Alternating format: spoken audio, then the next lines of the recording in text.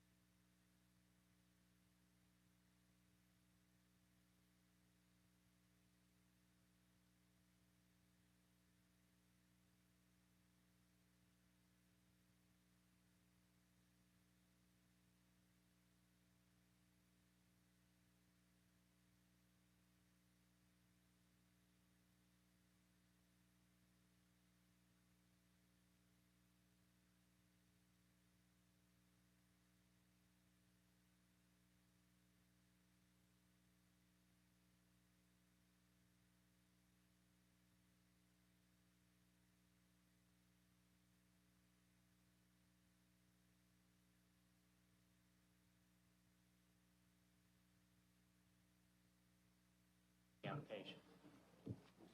We just copied and pasted it.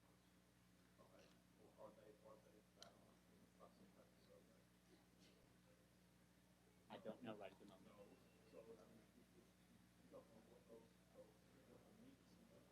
No, we copied. We got the legal description. It's in there. Yes.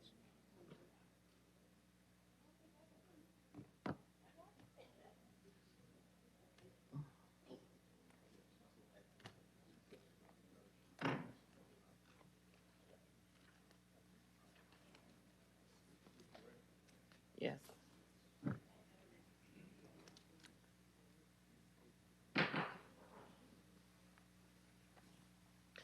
This is the regular meeting of the Mobile City Council, Tuesday, December 12th. Please stand for our invocation, led by Public Safety Chaplain, Dr. Bobby Morton. Remain standing for the Pledge of Allegiance. Let's pray. Almighty God, the creator of heaven and earth, we thank you for this day that you've created for each of us. And Lord, as we come together today for this meeting, Lord, I know in your word that you tell us that if we lack wisdom and discernment, Lord, to call upon you. And this morning, Lord, we call upon you for the mayor and the council here as they conduct the business of this city, that you would just truly give them wisdom from up on high to make the decisions that need to be made that bring honor and glory to you and to your name. And Lord, I just pray that for each and every person here this morning, Lord, that you would help us to conduct this business in a way that honors you and that is reverent. We ask this in Christ's name. Amen. I pledge allegiance to the flag of the United States of America and to the republic for which it stands, one nation, under God, indivisible, with liberty and justice for all.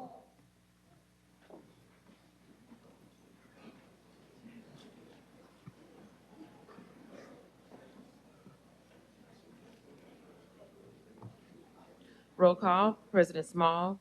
Here. Vice President Gregory. Here. Councilmember Penn. Here. Councilmember Carroll. Here. Councilmember Reynolds. Here. Councilmember Daves. Here. Councilmember Woods. Here. Statement of rules. And good morning, everyone. Good morning. It's good to see everybody at our meeting. At this meeting, we do have rules. At this time, I ask if anyone has any type of electronic device, please at this time put it on the off or the vibrate position. The off or the vibrate position. Any person that is desiring to address the council must sign in indicating the resolution, the ordinance, appeal, or public hearing or agenda item before entering the meeting. When addressing the council, the speaker must give his or her name. Any person that is desiring to speak to the council on a non-agenda item must contact the city clerk office no later than 2:00 p.m. the Thursday prior to the council meeting. The subject that he or she wishes to express to the council must be identified and pertain to the city of Mobile business. Any person that has not given proper notice to the city clerk office and wishes to speak on a non-agenda item will not be allowed to address this council. Each speaker is allowed 3 minutes to address the council. A bell will sound to indicate the end of 2 minutes. 1 minute remains for summarizing. The second bell indicates that your time has expired. When addressing the council, there is to be no personal address to any individual council members.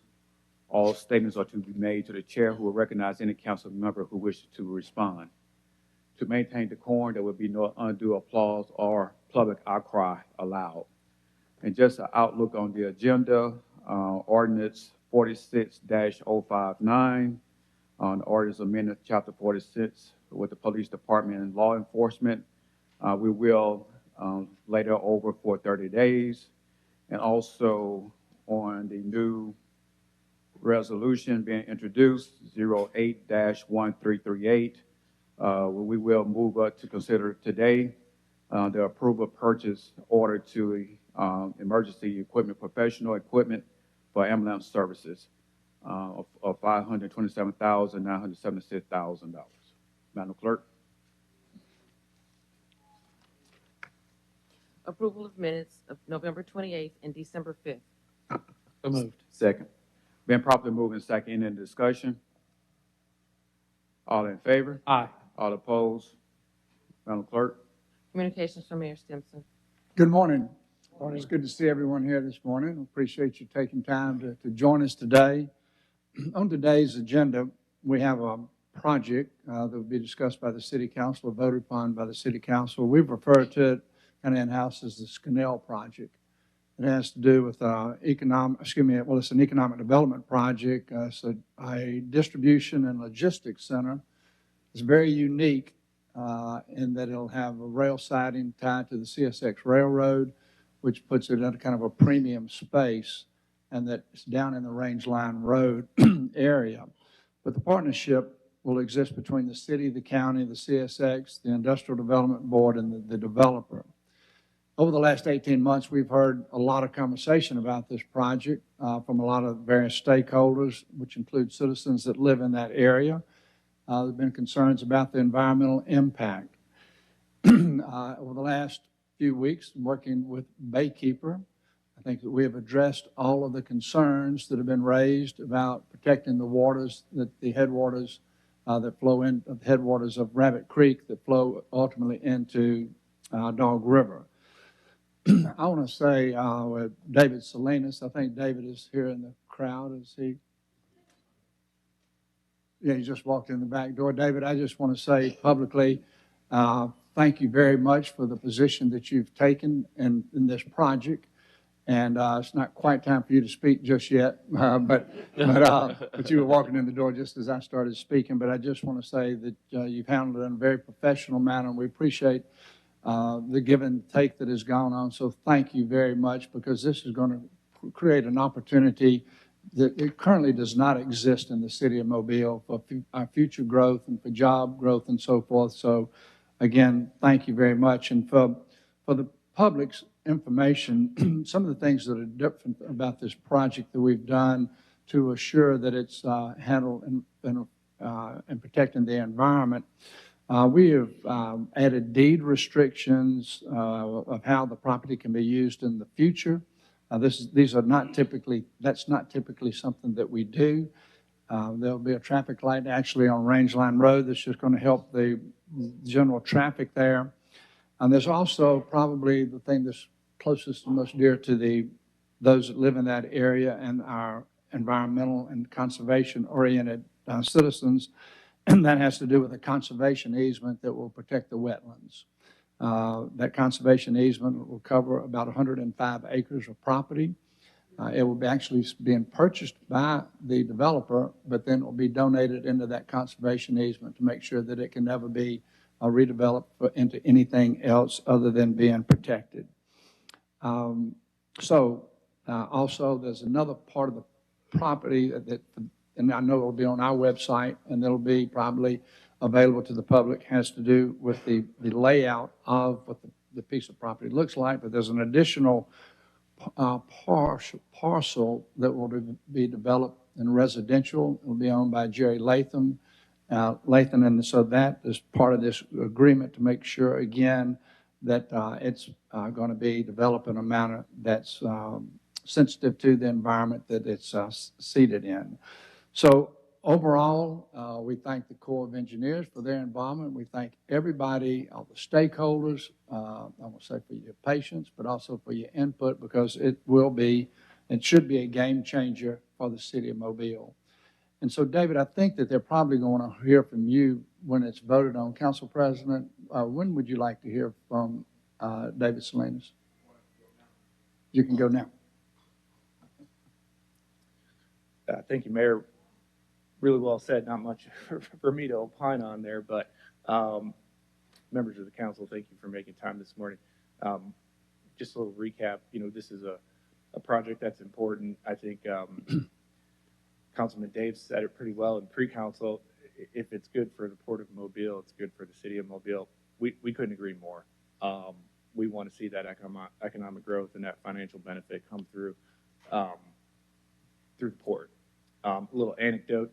I was just on a call with a local a real estate broker, and he says he has a furniture client, and they're no longer going through the port of LA. They're going to move through to the port of Mobile. So it's happening. It's going to happen and unfold before our eyes. And I think the most important thing here is responsible development, and that was achieved through negotiations and the collaborations with the municipal stakeholders and members from the council. So again, we're open, we're accessible. Skinnell's excited about this investment we're going to make in the city and continue to expand. So anything I can do to answer any questions would be great. The one thing I'd like to do is Mr. William Strickland's here from Baykeepers. I'd like to turn it over to him, and then Dr. Barry Vitor is here as well to address some of the stakeholders' concerns about these headwaters and wetlands, to clear up those in a public forum. I promise they will be brief, but William, if you want to come down and introduce yourself, that'd be great. Thank you again, Council. Thank you, Mayor. Thank you, Chief. Appreciate all your help. Thank you, David. Morning, Council. Whoa. So yeah, my name is William Strickland. I'm the Executive Director at Mobile Baykeeper. When I saw this item making it on the agenda last Thursday, I planned to be here to speak, although I thought I'd be saying something different, to be honest with you. So I'm glad to be here to say that we've got a deal, at least a handshake deal, that will address the concerns of Baykeeper.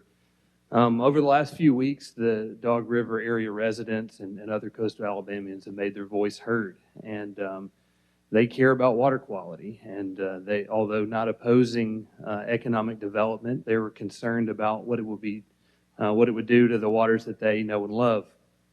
Because of their voices, that gave me the opportunity to sit down with the developer and, of course, Mayor Stimson's team to work out this deal that we have. And so I just, I'm going to reiterate a little bit about what Mayor Stimson said, because I'm here to represent the members of Baykeeper. The developer, Skinnell, has agreed to donate all of those high-quality wetlands there along Rabbit Creek.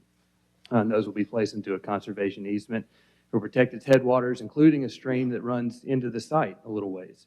That's really good news. Furthermore, as the mayor mentioned, there's about a 40-acre parcel, the majority of which will also be donated into conservation easement and then downzoned to be developed as residential potentially. Although any development that fills wetlands does impact water quality, it's some degradation of some kind. These concessions will protect Rabbit Creek as we know it today, and so future generations can enjoy it in the way that I get to, and of course others have for generations before us. However, just to make it clear, the deal's not final yet, but when it is, Baykeeper's concerns will have been met, and we're confident that the most sensitive areas will have been protected. So on behalf of our members, I want to thank Mayor Stimson, first of all, for getting this done. I don't think that we'd be here without him and his team, and of course working late on this issue. I want to thank Councilman Reynolds for standing up for the members of District 4, and then of course the members of Baykeeper and other coastal Alabamians for making their voice heard. So thank you for your time.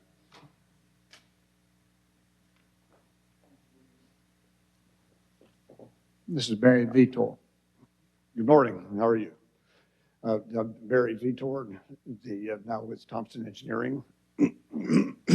But I want to just give you a brief update on where we are. The Corps permit's a very arduous process, and this has been a tough one, mainly because of all the detail required across the T's and dot the I's and all that kind of thing.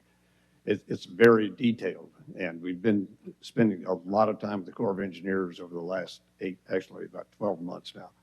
They've had a change in personnel within the Corps that changed our project manager team and about midstream, and so we're kind of trying to make up for that lost time. But The bottom line is we're very close to having that permit in hand. We won't have it by the end of December, unfortunately, but having said that, we've addressed the critical environmental issues, one of the most important ones of which is water quality, of course, in Rabbit Creek.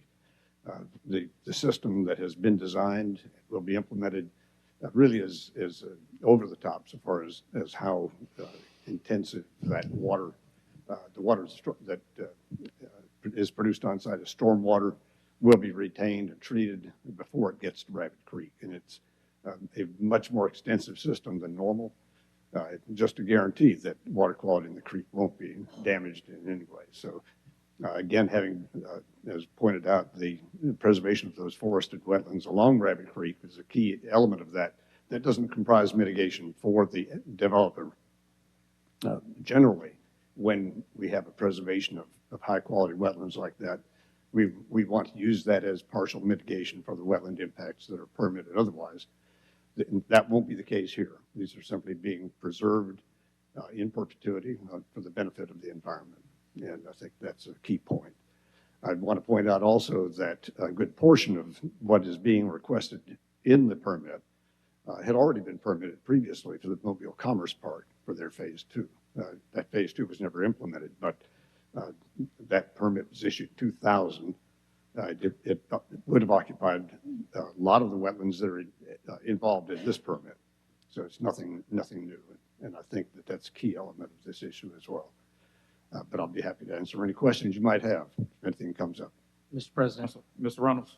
I just briefly want to say that I, like William, was preparing today to be a very different sort of meeting, one that I'd be, advocating against, but everybody has come to a handshake agreement. And I want to thank David Salinas for his willingness to compromise. And I want to thank the Lathans, Jerry Lathan, for his willingness to compromise. And I certainly want to thank Baykeeper for the effort they put forward and all their membership and their willingness to compromise.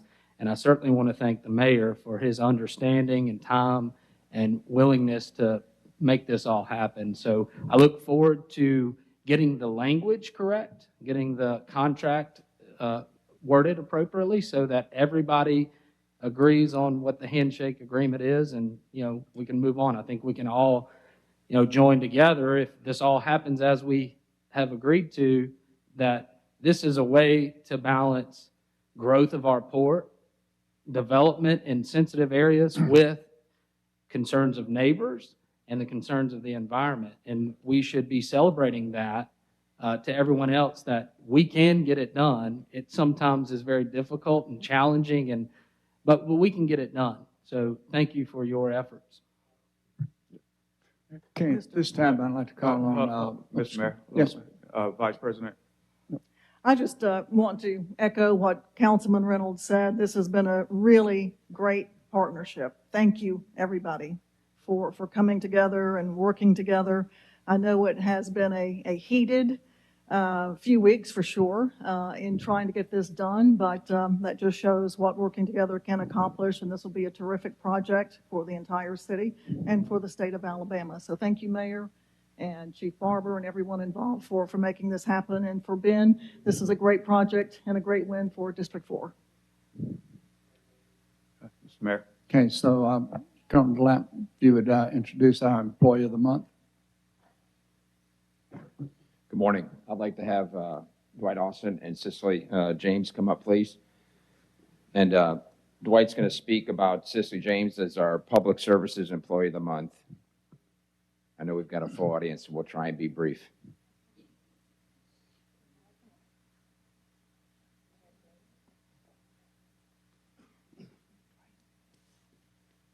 Good morning. This is Cicely James, employee of the Sanitation Department, Public Services.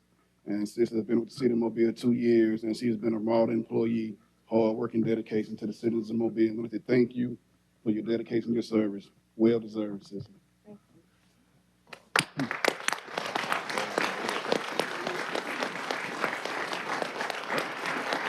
Get on the other side, Dwight. Get on the other side, Dwight.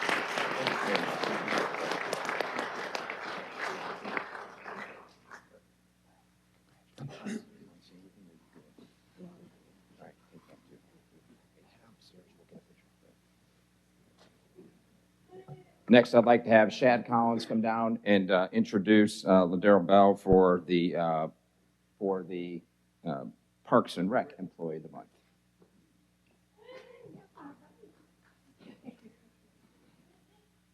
Good morning, Mr. Mayor, admin, staffs, ladies and gentlemen of the City Council, and everybody that's assembled here this morning. It is my pleasure to introduce Ms. Ladero Bell as the Parks and Rec Employee of the Month. Ms. Bell is passionate and she works well with her coworkers. She's very passionate and a mentor to all of our therapeutic programs. She's the liaison for all our programmatic partners, and she leads our Magnolia Breeze Band as well as our therapeutic basketball team. So without further ado, I'd like to present Ms. Ladero Bell as the Employee of the Month for Parks and Rec.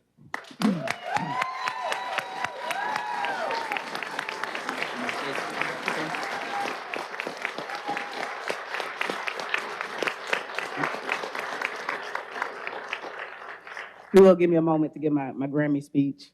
I can't accept this award without first acknowledging all the hard work of our team over at Mobile Parks and Recreation Department, our dedicated staff, my colleagues, our Eastern Seal senior workers, community workers, our volunteers that work with all of our therapeutic recreation programming, also the different agencies, including Volunteers of America, Alta Point Health Systems, Paula Hills Group Home, Nobles Group Home, Elite Residential, Exclusive Residential, all the various group homes and families that come out to participate in our therapeutic programming. For many, many years in the past, individuals with disabilities were neglected and excluded from a lot of services. But today we strive to make sure that everyone is included, regardless of their intellectual or physical disability. And we just want to say, I just want to say a special thank you to my mother who's here. She's worked with the city of Mobile. My biological mother has worked with the city of Mobile for 34 years. Her name is Sandra Bell. And she's definitely the When she stand up, backbone behind we know who you are. Yeah. my work. All right. And I know that around this time we're wrapping up the football season and a lot of people are cheering Roll Tide and War Eagle. However, I would like to just do a cheer for Team Mobile because we are all the best team. Thank you all.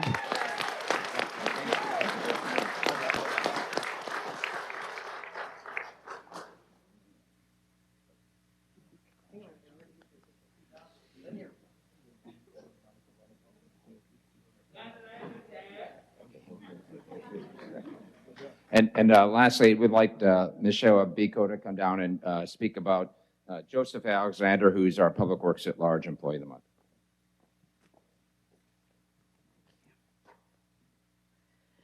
Good morning. Shayla Biko, Bill Mobile. On behalf of the Employee Engagement Committee, it's my distinct pleasure to recognize Joe Alexander as the Bill Mobile Employee of the Month. Just a few highlights about Joe. He's been with the city for 11 years, starting as a plumbing inspector, and he was later promoted to chief plumbing inspector in the Inspection Services Division. Joe is professional, motivated, and promotes teamwork. He always keeps the safety of his inspections team as his first priority.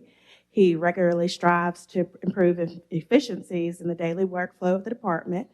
He's always helpful to both customers at the counter and out in the field.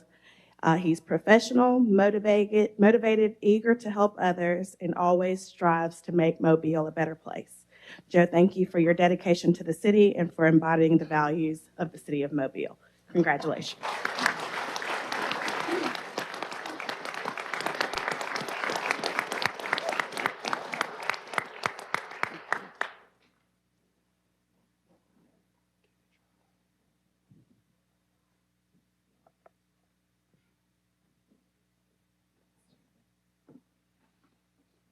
I just want to say thank you for all involved, and I appreciate it. Mr. President, I have one more remark I'd like to make. Often first off, before I make the remark, how many of you personally know somebody who works at Airbus? By show of hands, if you know somebody who works at Airbus. Okay. So yesterday I had an opportunity to speak to about 800 city employees, and I asked the same question, and I'm guessing 40% of them knew somebody. the thought that was going through my mind is a lot of those individuals that are working at Airbus are Mobilians who have had a greater opportunity in their career path because of Airbus. And when we think about the economic development of this Canal project today, I can't help but kind of tie the two together, what the future could hold for us. Because back in probably 11 or 12 years ago when this conversation was going on about at Airbus, I don't think we had any clue that Airbus would be doing what they're doing today. So I'm often asked, what's the best thing about being the mayor?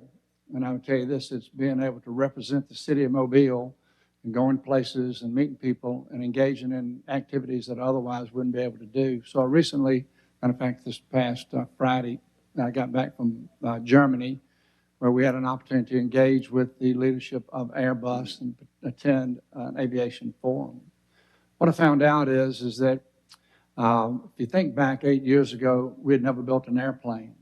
3 years from now, we could be building 20 a month. And the chairman of the chairman of their board, and it's kind of different than our chairman of the boards, but he told me, he said, Mayor, never in the history of aviation is the production, what you're getting ready to do in Mobile, happened ever before.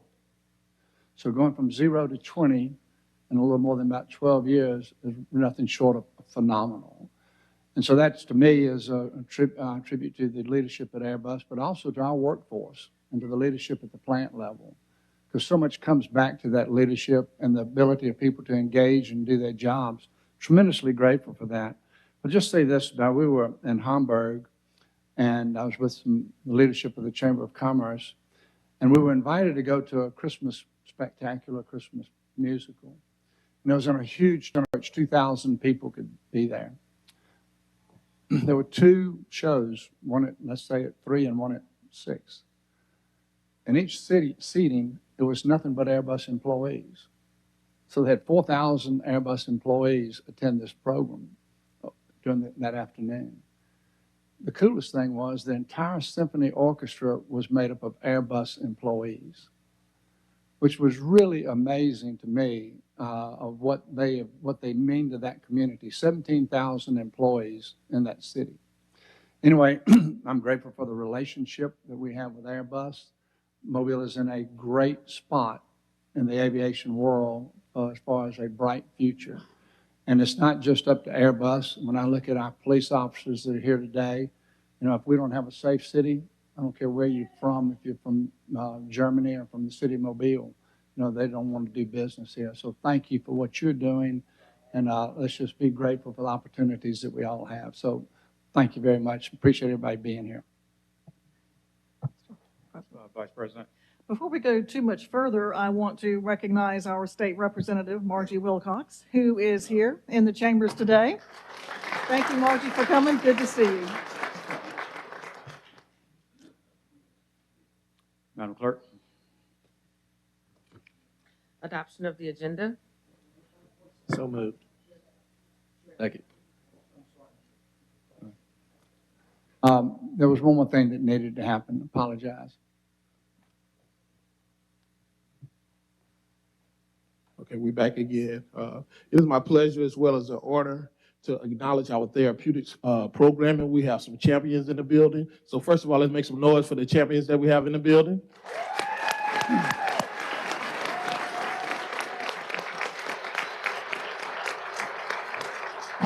Both of these programs represent programmatic partnerships that we have in Parks and Recreation. The first being our SNAP bowling program with Mr. Joe Marshall. It's a special needs athletics program. So we have multiple medalists, gold, silver, and bronze medalists. Will you guys please stand to be recognized?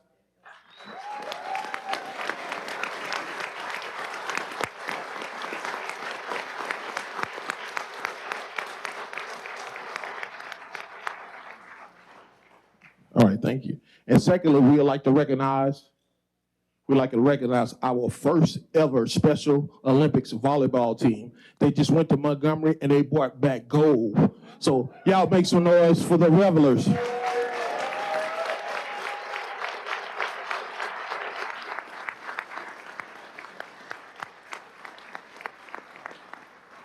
I would be remiss if I didn't recognize, again, Ms. Ladera Bell. She's the liaison who works directly with these programmatic partners, as well as Mr. DeQuell Robinson upstairs that oversees all of this programming that goes on in our therapeutics program. Thank you.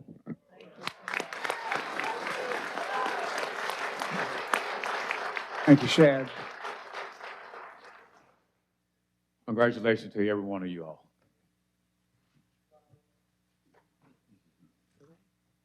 Adoption of the agenda. So moved. Second. And properly moved and second in discussion. All in favor? Aye. All opposed? Agenda is adopted. Appeals, we have requests for waive the noise ordinance on December 30th on Virginia Street and February 4th on Dolphin Island Parkway. So moved. Second. And properly moved and second in discussion.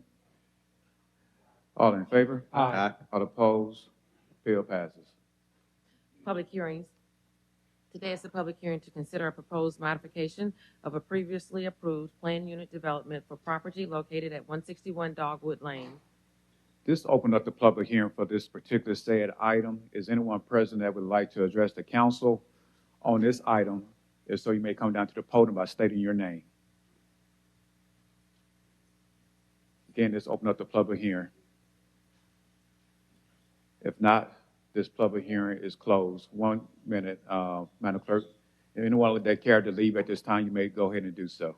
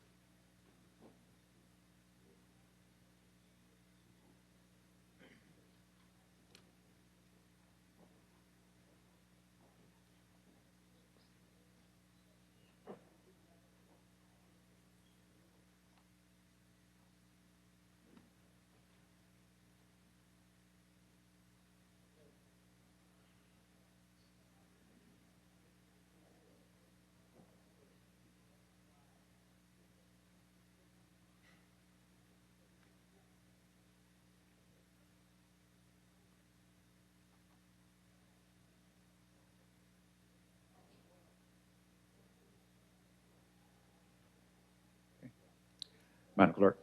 Public hearings. Today is a public hearing to consider a proposed modification to a previously approved planning approval for property located at 161 Dogwood Lane. This opened up the public hearing for this particular said item. Is anyone present that would like to address the council? If so, you may come down to the podium by stating your name. Is anyone present? If not, this particular public hearing is closed. Public hearing to declare the structure at 1501 Wellington Street a public nuisance and order it demolished. This opened up the public hearing for this particular said item. Is anyone present that would like to address the council? If so, you may come down to the podium by stating your name. Anyone present? If not, this public hearing is closed. Public hearing to fix the cost for demolition of structures at 56 Brucewood Drive East, 1704 Butler Street, 1017 Donald Street, 1815 Pleasant Avenue, 2658 Reeve Street, 1408 Linwood Drive, 919 Nellie Street, 1417 Tampa Drive.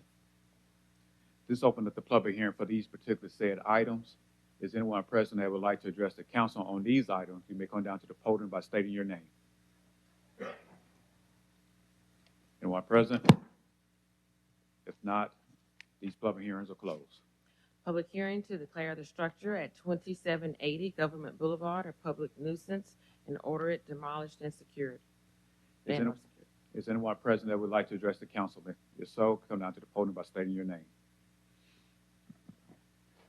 Good morning. My name is Jeff Setterstrom. I'm an attorney with Anders Boyd and Brady here at Mobile. I represent 4/5 of the properties owners of this piece of property. I represent 4/5 of the property owners of this piece of property. It's kind of a nuanced property, and just wanted to inform the council of that. that the building itself on this property is subject to a 99-year ground lease. And so though my clients own the fee interest in the property itself, they don't actually own the building. So that's owned by a separate individual. I believe his name is Arthur Holmes. So I'm not sure if the inspectors have made contact with him or not, but basically we filed a sale for division lawsuit in circuit court trying to get those properties sold through a court forced sale. But my clients do not have the ability to actually fix the building up at this time just because they do not own the building because of the ground lease. So it kind of puts us in a little bit of an awkward spot. But also just informing the council, my clients are not necessarily objecting to anything that y'all decide to do with the property, as is, we're obviously aware that the building is not in the best shape. We just wanted to inform the council kind of the nuance in the pending lawsuit prior to any type of voter decision. So Dave, any question? Yes. What is your request? What are you requesting the council to do? I'm not really requesting anything. We just wanted to inform the council so that y'all can make a decision whether or not this is a public nuisance or not. But there is a pending lawsuit, like I said, to have this property sold. So if this can be delayed for any reason, we're not objecting to that. But at the same time, unless y'all have anything to say, I don't believe our clients, I think, fine either way if it's declared a public nuisance. You don't care whether the building's taken down or not? That's correct, because our clients do not own the building. Okay, thank you. All right, thank you. Is there anyone else present who would like to address the council on this particular said item? If not, this public hearing is closed. Presentation of petitions and other communications to the council. Reverend Allgood.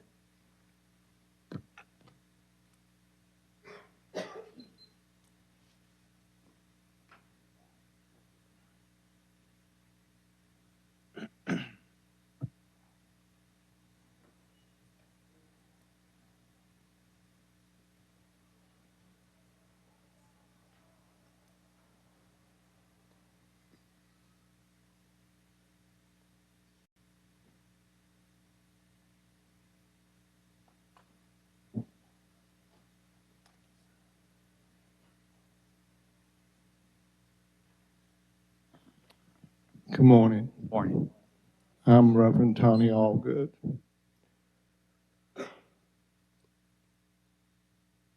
The Dallas family and their attorney have viewed the video, the body cam from the police. And their impression was completely different from what had been stated down here before the city council before. I realize that different people can view things and see different things. But when you have on video a man who is down on his back saying that he cannot breathe, and he doesn't want to be another George Floyd, pleading for help and not receiving it, or having an officer sit on top of you to get you to flip over from your back to your stomach and saying, if you don't flip over, I'm going to beat the effing out of you. That's not conduct that we want to see or that our communities deserve from the police. We say that, I have some questions, sir. Has all the city council members had an opportunity to view the body cam? I think you should. I really think you should. Has anybody in the mayor's office viewed the body cam? I think you should. Police, I do want to commend the community and the police for coming forward and solving the Kaylee case so quickly. Good work, and good work on the part of our community. We say, if you see something, say something. We say, if you see something, video something, because it appears that those are the ones that get immediate attention. Our community is living in fear. Folks give their children the talk. They worry about their children when they leave home if they have an encounter with the police.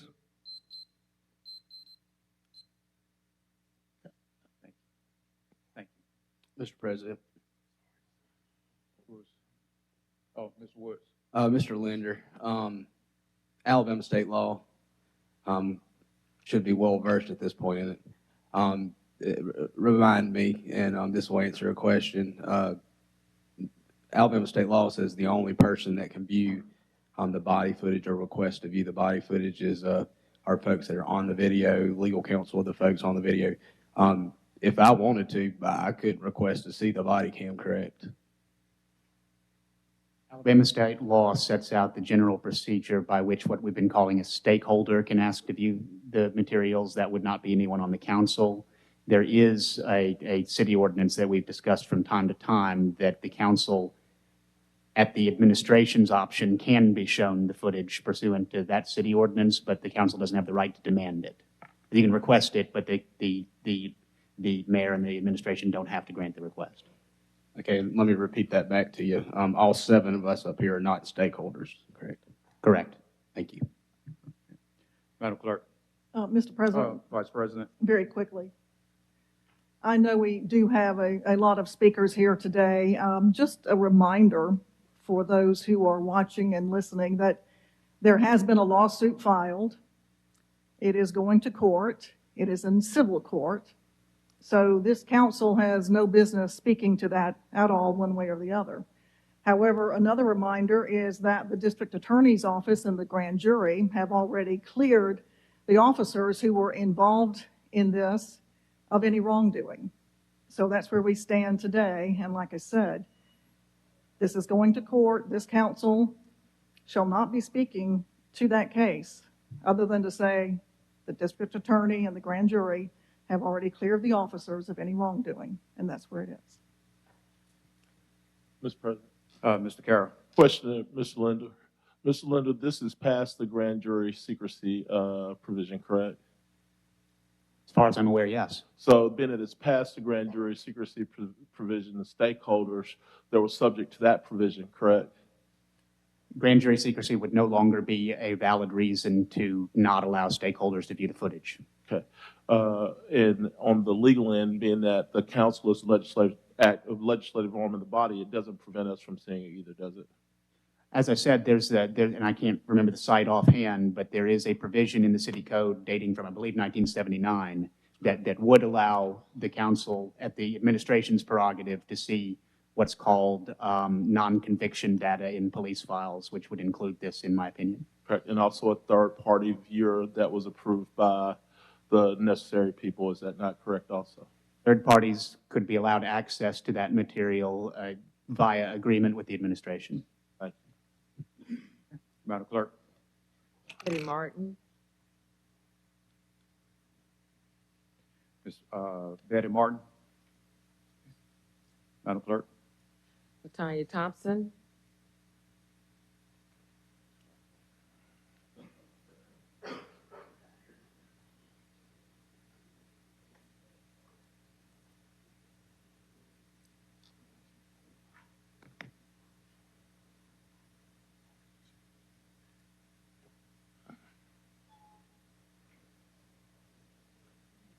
Good morning. Morning. My name is Latanya Thompson. Ms. Gregory, I can't call out no individual. Okay, I'm sorry. I just heard what you said. Direct all statements to me. I apologize. I apologize. It was just stated that the officers was clear of no wrongdoing.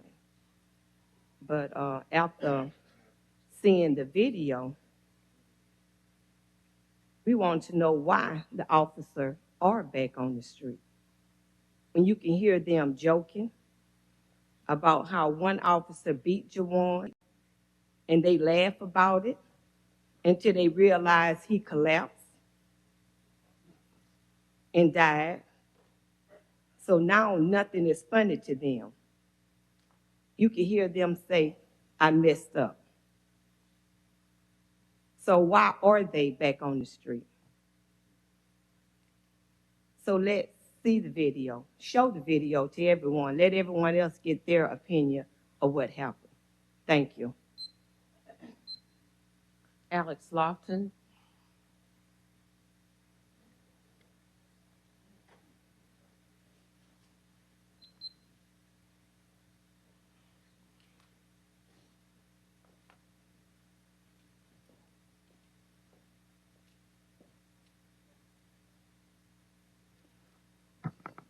Good morning, council.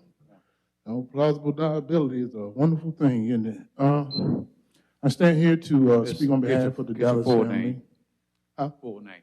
Oh, my name is Alex Lofton, and I stand here to speak on behalf of the Jawan Dallas family.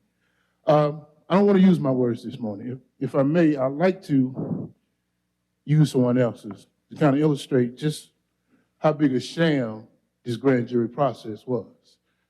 The very people who called those policemen out there, the eyewitnesses to this whole thing, I just found out yesterday, was not even brought to the grand jury. Didn't even get a chance to speak. And since they didn't, I want to allow them to do it now if I could. This is a... As they called it, they killed that man. They killed him. I mean, his family deserves justice.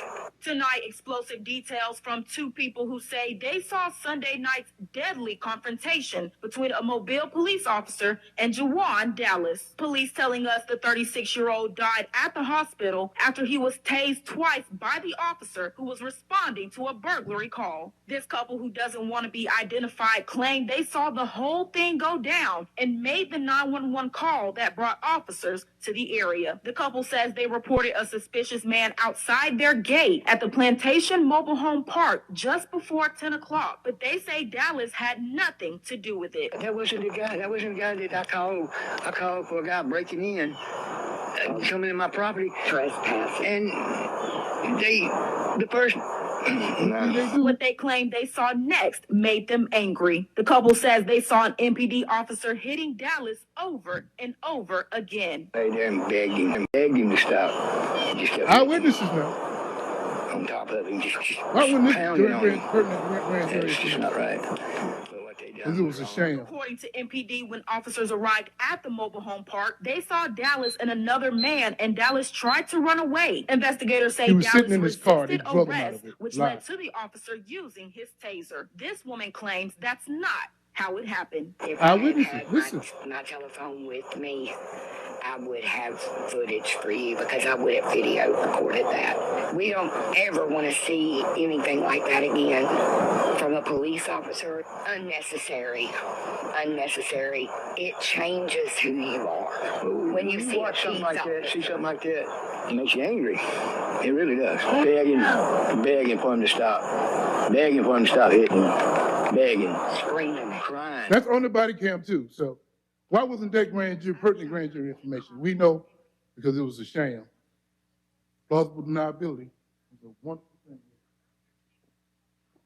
Madam Clerk. Billy King.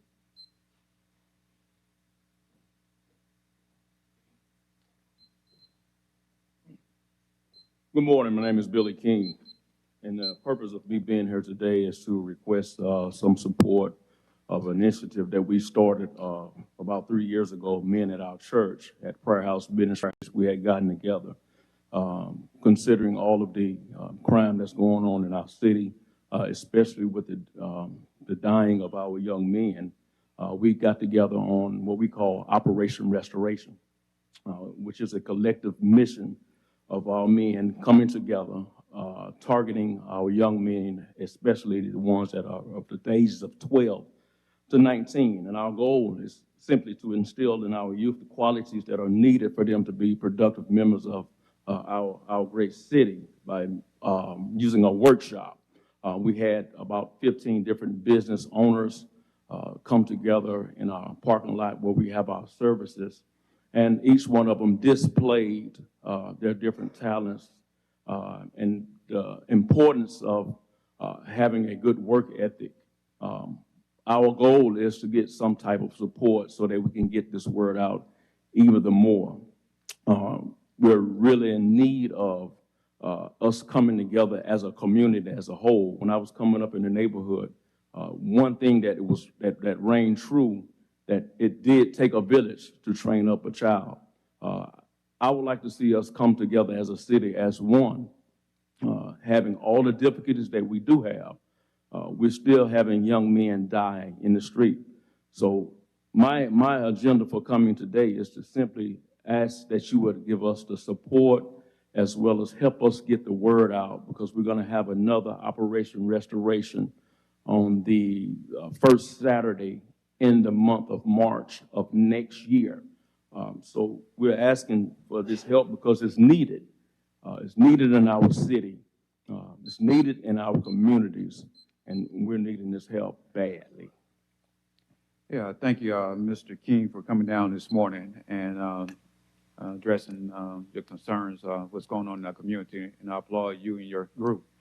Do you all, or would you all have a PDF, a flyer, as far as in announcing your event, where and time and et cetera? Yes, sir. If you can get our city clerk information and email it to our city clerk office, all 7 council members, we do have electronic newsletters that we can send out to thousands of citizens. And I'm pretty sure I can speak on all 7 members that we'll be glad to spread the news. So anything to help our community, we're there for our community and to help groups like you. And I do appreciate all the work that you and your group is doing. Thank you much. Okay. Mitch Fry.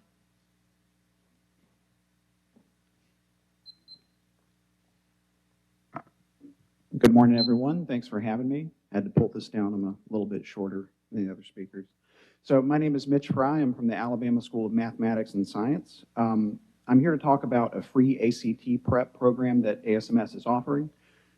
We've observed that ACT scores are trending downward nationwide, and that is affecting Alabama. So we are working with our teachers to put together an online ACT prep program for Alabama juniors. So it's for anyone across the state, but we do want to target Mobile citizens as well. The importance of the ACT can't be overstated for students trying to get into college. So you need good ACT scores to get into college, and you need better ACT scores to earn merit-based dollars. So we are putting this program together especially to reach Alabama juniors who might not otherwise have ACT prep access that other students could have. That's why it's free. That's why it's online. And, I just wanted to provide some information about it so that possibly we can further get the word out and reach more people in Mobile. So people can apply online at asms.net. We have a banner on our webpage. We need applications in by January 3rd. Once they're in, we'll make a really quick turnaround on recruiting students into the program. For local students, if we have overflow, we're going to try to do an in-person session or 2 where we get them together for that. But the main program's online. It's going to start in January and run through March, and that is set to coincide with the March administration of the state ACT so that the material will be fresh in students' heads and maybe they'll get their highest score possible, and then we'll get good results for college admissions. Let's see. So we could really use help from religious leaders and community leaders in getting the word out, because we can put it in the school system, we can request it to be posted in schools, but we find that community leaders and religious leaders have better reach sometimes than educators for these programs. Thanks. Yeah, Mr. Fry, also, if you can just give our city clerk information and email her like a PDF, and we'd be glad to put in our electronic newsletters. Absolutely. Thank you very much. All right, thank you. Mr. President. Mr.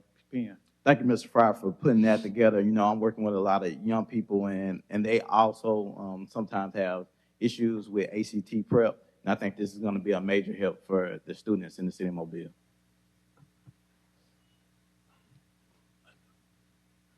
Michelle Simons.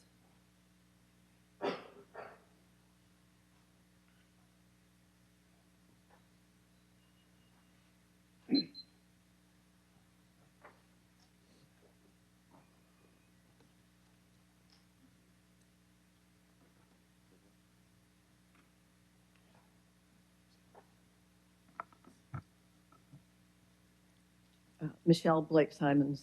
Do I need my address anymore? No, okay. Last week I sat through a city council meeting and I heard two messages about police interactions with the African American population, and one of them was incredibly confusing.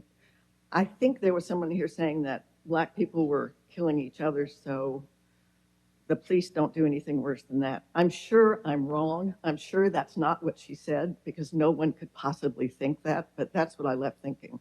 The second message was that if you get God and a man in your house, your children will never commit a crime. I've actually been doing some research on the subject of crime, and statistically, it is true that a child with one parent is more likely to commit a crime, but it is also true that a child with one parent lives in a family with only one adult income. So the child is more likely to live in a low-income neighborhood and suffer from inferior education and health care. This is not because there's no man and no God in the house. It's because the city and our country is not paying enough attention to the health of families and children. And how do I know this? Because there are at least 5,000 homeless children in the city of Mobile. If we were paying attention, that number could not be true. If our true shared concern is how to make the city a good place for every single person, we've got to care about the quality of life for every single person. The government cannot legislate marriage, and it cannot legislate God. What can it do? The Brookings Institute, a reputable middle-of-the-road think tank that tackles social problems, says the most consistent factor in crime is place. By place, they mean underserved neighborhoods with no streetlights, no parks and playgrounds and libraries, unsafe streets and sidewalks, and a lack of city services and responses. The children who grow up in these settings are more likely to commit crimes. So now we know what the city can do. Instead of wringing our hands and blaming the victims of these conditions, let's change them. Let's put some resources into serving these neighborhoods, lowering crime, standing by our citizens, increasing the welfare of families, education, and health care. This will lower the crime rate. It will make our city safer, and it might even make it a more attractive place to live. Thank you. Thank you, Ms. Simmons. Mr. President. Over here. Oh, Ms. Wood. Yeah. Just so there's no confusion, what Mr. Young said last week was what his focus is he goes in communities, focuses on teenagers and young adults. So the implication that what's implied there, I don't want that to go back on the good work that Mr. Young's doing. So I did want to clarify that. And then that's about it.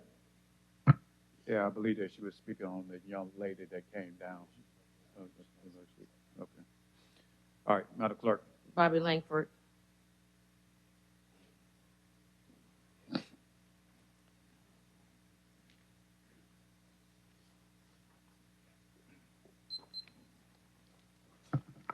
Good morning. I'm Bobby Langford. I'm a resident off the Parkway, and I also own a business off the Parkway. And you can see I'm old school. I'm even older school. My stuff here. I'm also a member of Revitalized VIP. And I guess what I would like to just give a statement here. And, you know, the city of Mobile seems to always have trouble recruiting and keeping officers. As an employer myself, to keep good employees, we have to show that we care with training and decent pay and a safe working environment. The city spends a lot of money on training these officers just to have them jump ship and go to other agencies that care more about their well-being. These other agencies think our city officers must be well-trained and great employees because they recruit them from the city. The city trains these officers to do their job properly and professionally, and we need to let these trained professionals do the job that they have been trained for. Instead, it seems like the council wants to handcuff our trained professional officers Maybe it's time that we praise these trained professionals instead of downgrading them. As an employer, if you have a bad employee, you discipline them or you terminate them. If you have a good employee that makes a mistake, then you just need to retrain them. But you don't handicap the entire workforce from doing the job that they were trained to do. And also, on behalf of Revitalize DIP, car show this coming Saturday from 9 to 1 on the Parkway. Hope to see y'all there. I'd like to thank Mr. Layford for putting that plug for the car show this weekend. Mr. Layford owns Bama Bob's Barbecue off the Parkway, and if you haven't had a piece of good barbecue later, check out Mr. Layford, and he's a well-invested person on the Parkway. Thank you for your services that you put on the Parkway, Mr. Layford. Madam Clerk. David Whitlock.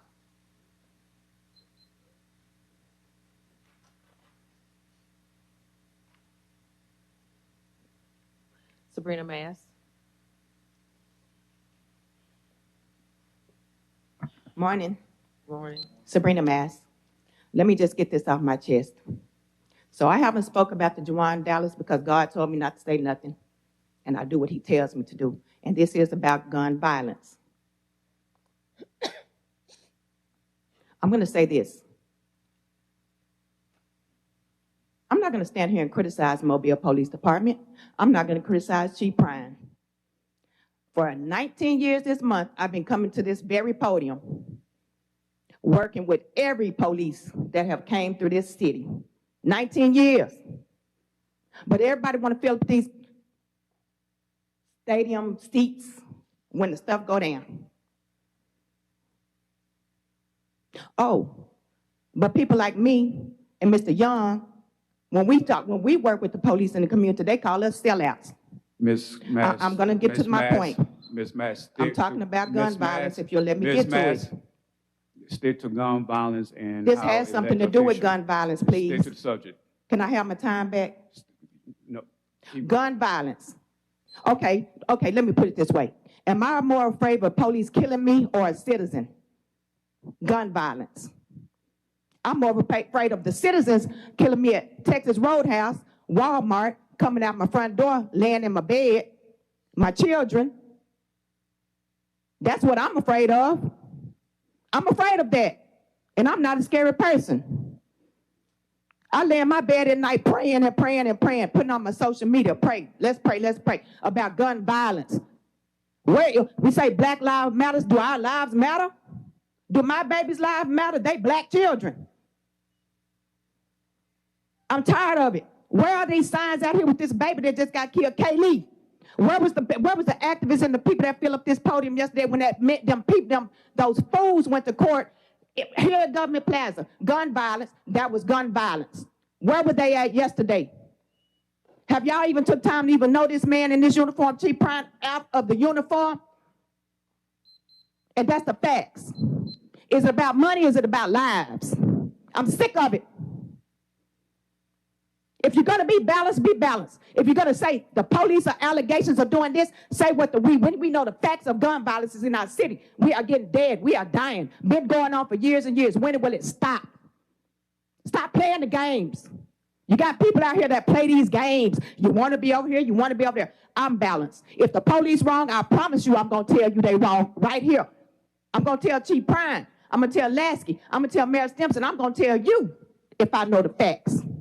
But I know for a fact that we are dying out here in these streets from gun violence, black on black crime.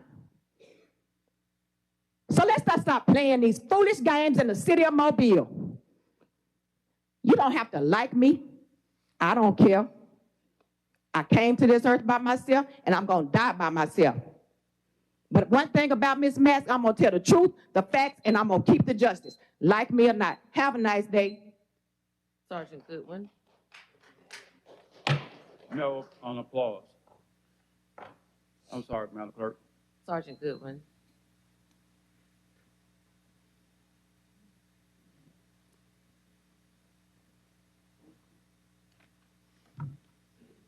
Good morning to the City Council. Morning. Mayor Stimson. I'm Sergeant John Goodwin. I've been with Mobile Police Department for 29 years. I'm a current member of the PBA, former member of the MCLEA. The Mobile Police Department is a premier department and holds its members to a higher level of accountability. In my tenure, the Mobile Police Department does not tolerate misconduct by any of its members or any form of corruption. We as a department grieve any time a life is lost, and especially if it's a result of a police action. In response to the council's proposed amendment to ban no-knock and pre-dawn raids, I'd like to express my opinion publicly, which is supported by facts. After examining the Zogby Act, it would be unlawful for the council to pass this amendment. I will refer each of you specifically to section 11-44C-21.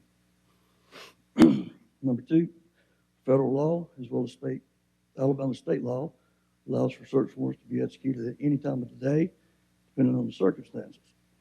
Specifically, Alabama Code 15-5-8 and 15-10-2, which governs criminal procedure in the area of searches and seizures.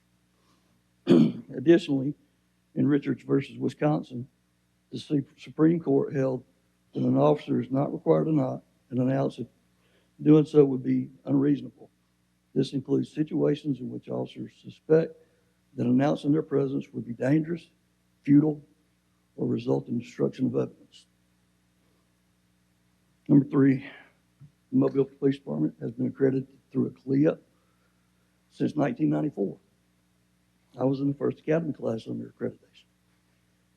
The purpose of CLIA is to ensure that the policies and practices of the Mobile Police Department are nationally consistent with other departments and up to date legally. The City of Mobile pays CLIA hundreds of thousands of dollars for accreditation.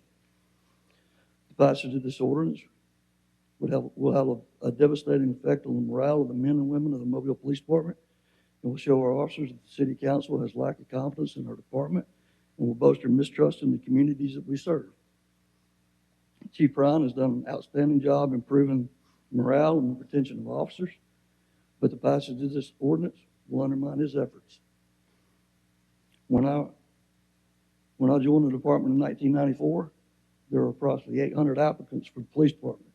Today, there are approximately 100. Therefore, lack of morale creates the opportunity for officers to lead the department, and there's not a pool of applicants to replace them. In 2021, 101 officers left the department. 2022, 83 officers left the department. And year-to-date, 2023, 52 officers left. I attribute the bulk of decline in attrition. Thank you. Thank you for your time. Sarah Badon.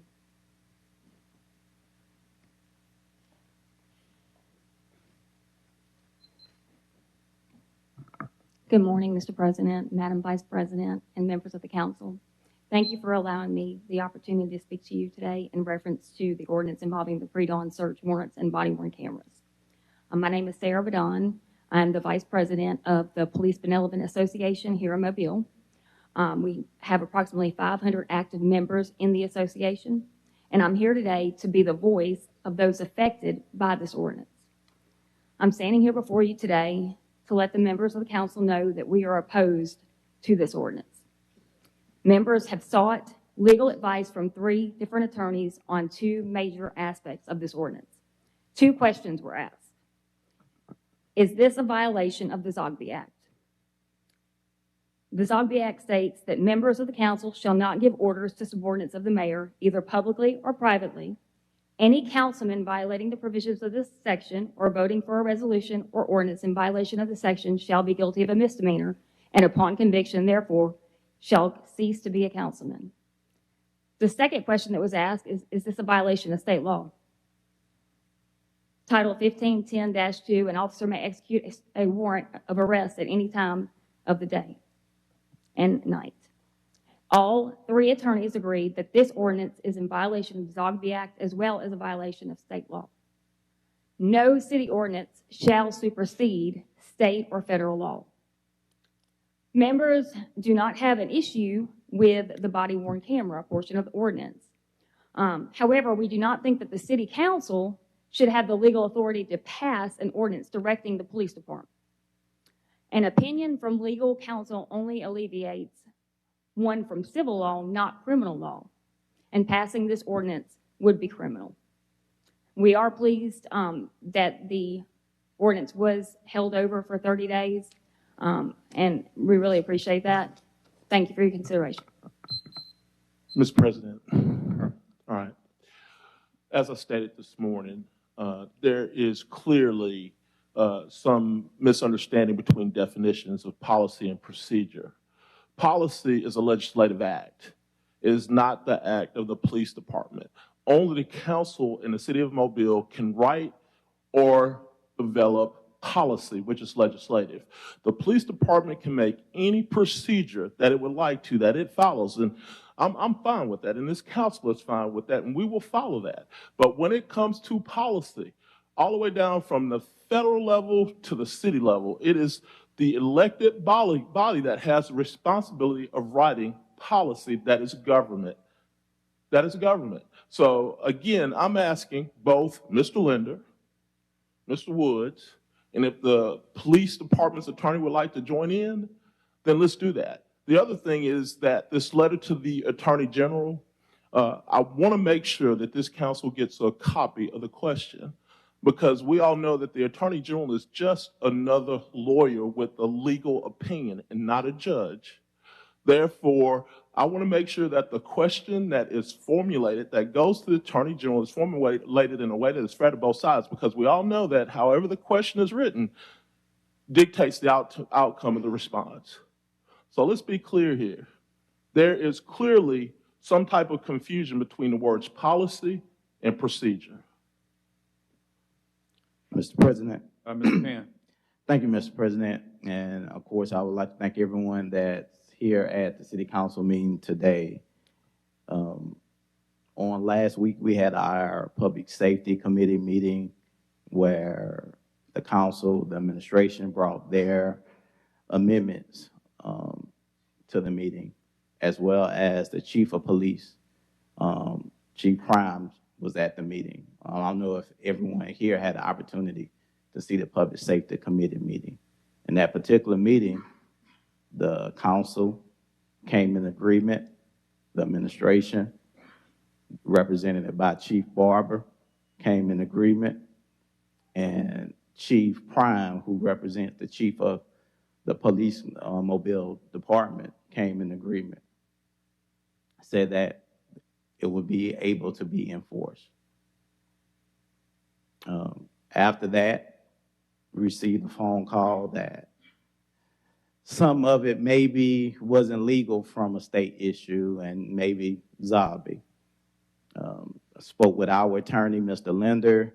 He believed it doesn't go against zombie. And so I have to stand with my legal guidance. But because the state issue, he had to look into it. And with his recommendation, he believes that we need to send that to Attorney General. And I believe that we need to do the same thing. I believe from a legal issue, we want to make sure we do everything decent and order. I don't want to put my colleagues in any situation where we are breaking any laws. We want to follow the guidelines. But I would like to say that I was disappointed because I believe that we was all in agreement. I would like to also say that from my understanding from the ordinance, procedurally, it has been changed. Is that not correct? It's Chief Barber, procedurally, has that not been changed in the Mobile Police Department? Procedurally, the Mobile Police Department has adopted its own procedures and policies as it relates to pre-dawn warrants and no-knock warrants, which doesn't ban them but gives certain exceptions that the police department will follow. Similar to the ordinance. The ordinance track the policy and procedures of the police department. What's been called into question was the ordinance itself as a vehicle to institute policy within the police department. So my question is, and I just want the public to know what's going on. The ordinance that was presented, the police department now is using that as procedures. The ordinance does track the procedures adopted by the police department to add scrutiny on these types of searches. Again, what's been called into question is, you've heard about Title 15, which is criminal procedures, that the ordinance may now be in violation of some state law. And the general opinion is that an ordinance cannot conflict with state law, which is why we've asked for an Attorney General's opinion on this issue. Okay, and I thank you, Chief, for going into detail with that, but I want to stay to what the question is. The question is, does the ordinance and the procedures follow each other? They do. Okay, so publicly, I just wanted everyone to understand the ordinance and the procedures follow each other. So the only thing, it wasn't an attack on the police department if the procedures are already following the ordinance.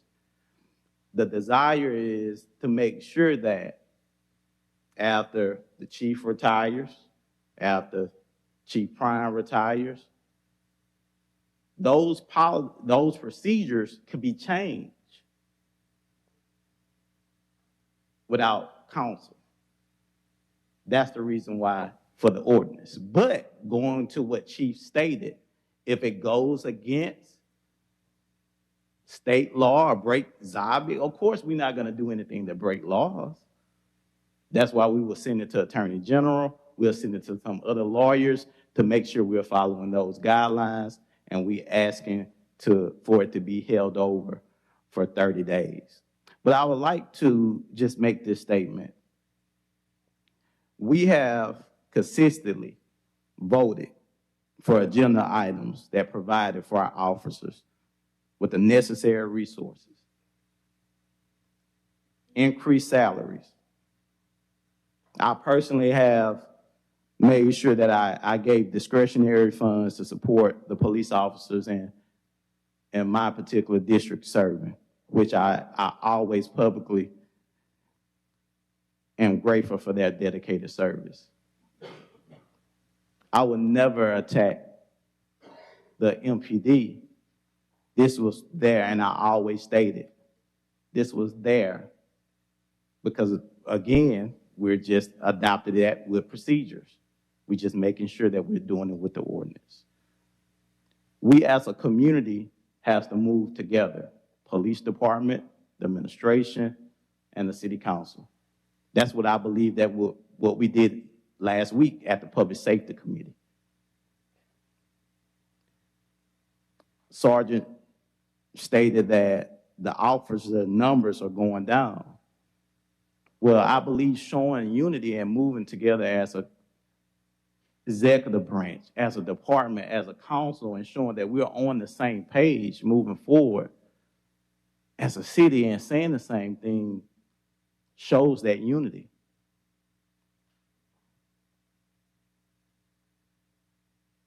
On last week, statements was said at this podium, and you saw passion come out of me. Saw a lot of passion. And the reason why I was passionate, because just like you all showed up today in numbers, if anyone call out all, you get passionate about it. But I never once said all. I never attacked anyone. I always give credit and support. But on last week, someone came to that podium and said, all pastors, where I know I work with pastors and they out in the community, and someone said all council members. And I know our council members support the police department. And so when someone make those type of statements, with the type of climate that we have in our city right now and in our country, I get angry. I was angry. I'm gonna be honest. It hurt. And to hear that a 9-year-old just lost their life, which we knew nothing about because we was in pre-council meeting, and said, well, the outrage was we didn't know nothing about it. But guess what? I was with the grandmother. I was with the mother. I spoke with them and I talked to them. And that Sunday, before even anything happened, me and Public Safety Rob Lasky and Keisha Brown, before any of those type of activities took place, we was in the community and we was walking and telling people, don't shoot, stop the violence. So I was walking with Rob Lasky before all this happened. So where the outrage? So when I heard those comments, that angered me. A lot of passion came out because it was about unity. And I didn't want a climate to create that it's us against another group, because we have to move together as unity. So today, like I said before, we have to move together. This ordinance was not an attack against the police department. And Michael Linder, he stated that he recommended that we should move this to Attorney General to get more feedback. And so with the council support and the administration, I'm okay with that decision. Thank you, Mr. President. Mr. President. Mr. Reynolds. I just want to restate some of that. The policy that this ordinance states aligns with the police department's policy. There's not conflict there, and I think there's widespread agreement amongst the police department, the administration, and this city council for the policy that's been put in place. This matches it. The question is ordinance or resolution, and that's really what it boils down to. Got conflicting legal opinions.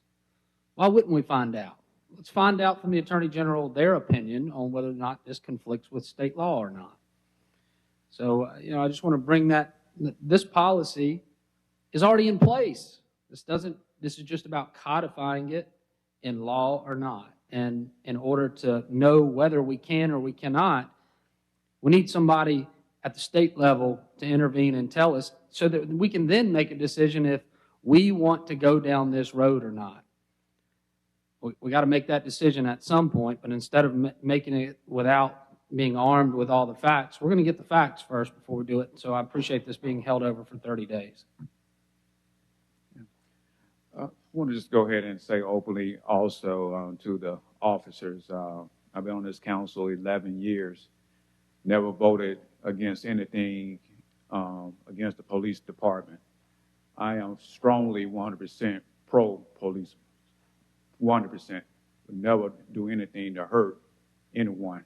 But when you have the public screaming, they wanted to see something, done, and it's something that we can see that trying to, as Councilman Penn say, try to bridge the gap, work with the police department, work with the community, and put it together and put us, the city of Mobile as number one. That's all we're trying to do. And I can pretty much speak on all 7 council members. We pro-policemen. We're not trying to fight against no policemen whatsoever. We need you all. We need more of you all. And on behalf of CJ and the District 3 and the residents that I represent, I appreciate each and every one of you all. Thank you all so much for your work. Madam Clerk. Pastor Lou.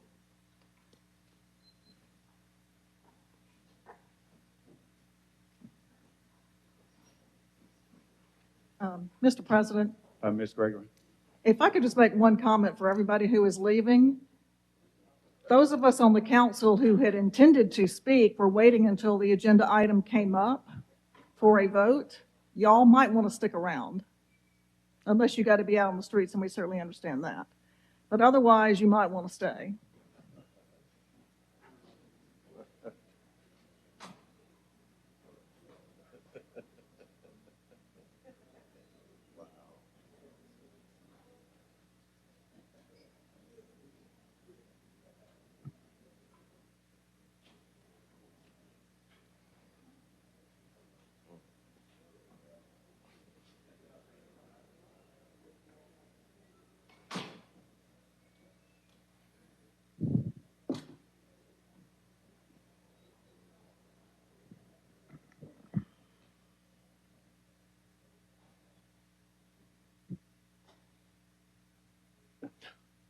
Margaret Charles Lou Jr., Council, Administration, City of Mobile, good afternoon. 1 Corinthians 12:31 says, but from your heart you should want the best gifts. Now I will show you a more excellent way. There's an opportunity for us to do things in a better way, to put in place with pen to paper, written policies that can stand for perpetuity, that have been simply long-standing, understood occupational practices. There's an opportunity to change the scene of the forest fire of frustration that rages out of control with black versus blue, with white watching from a grandstand view. There's an opportunity to change the trail of accountability and assessment that gives the community a sense of understanding of why law enforcement engages in actions that they feel necessary to protect and serve all Mobile. There's an opportunity to ensure law enforcement that their service and sacrifice to our citizens is regarded and applauded as one of the most selfless acts one can take. However, the lives of those they are sworn to protect are just as valuable, especially those who are caught innocently in crossfire. This is an opportunity to end the private pontification of how we would respond if it was us, to now how we will respond because it is us. Please don't let this opportunity pass. Turn practice into policy. I'm Marvin Charles Lee Jr. Clerk. Okay, I'm not sure if the following speakers still want to address the council. This is Jerry Lathan regarding 411351. You already spoke. Huh? Jerry. Okay. Yes. This is regarding the zoning of the 48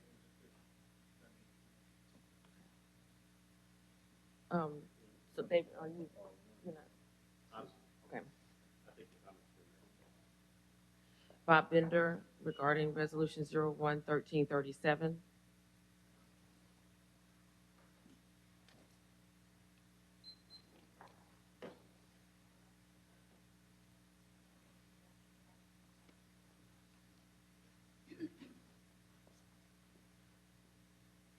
Good afternoon, Mr. President, City Council. My name is Bob Bender. I was asked to come speak regarding the development of the container terminal at the top of Rabbit Creek. I guess from here, I'd just like to congratulate you. I don't think economic development and quality of life have to be mutually exclusive. This agreement is wonderful from my perspective. Ben Reynolds, thank you for helping protect the Dog River watershed. I'm a fourth generation resident of Dog River, and I've watched the degradation of the river for really my whole entire life. But to flip the switch on this, because of what you've accomplished, I'd like to maybe go in another direction. In the last 10 or 15 years, I've seen efforts to protect that watershed for the first time. Mayor Stimson was integral in the city taking over the maintenance of litter traps that protect and capture 50,000 tons of litter a year, or pounds of litter a year. The county commission has acquired the Linksman Golf Course at the top of the Halls Mill Creek watershed. 400 acres were recently acquired at the top of Halls Mill Creek to mitigate future development. There's a lot of positive things that this city council has done and I hope continue to do. Dog River is suffering a death by 1,000 cuts. So I view it as your role that every time there's a development like this container terminal, that you do what you just did. Try to mitigate the quality of life with the financial needs of this community. So I want to thank you for your help in protecting the Dog River watershed, what you've done in the past, what I hope you do in the future, and pat yourself on your back if you can get this deal inked. But it's not done until it's inked. I've seen 4 or 5 maps of this development. Every time I look at it, it's different. So, but it sounds like you got it done, and yay. And also, this is my first meeting, city council meeting. It's been very eye-opening. You all deserve my undying gratitude for everything you do. Thank you. Steve Green regarding Resolution 01-1337.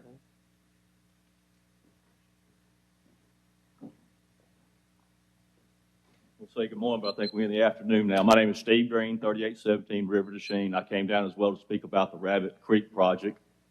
I'm a home builder, developer, and citizen activist of all days to show up under that title. First, I'd like to commend the Lathans for the concessions they give to move forward and the comfort and everything that the mayor has done with their staff. So I appreciate that.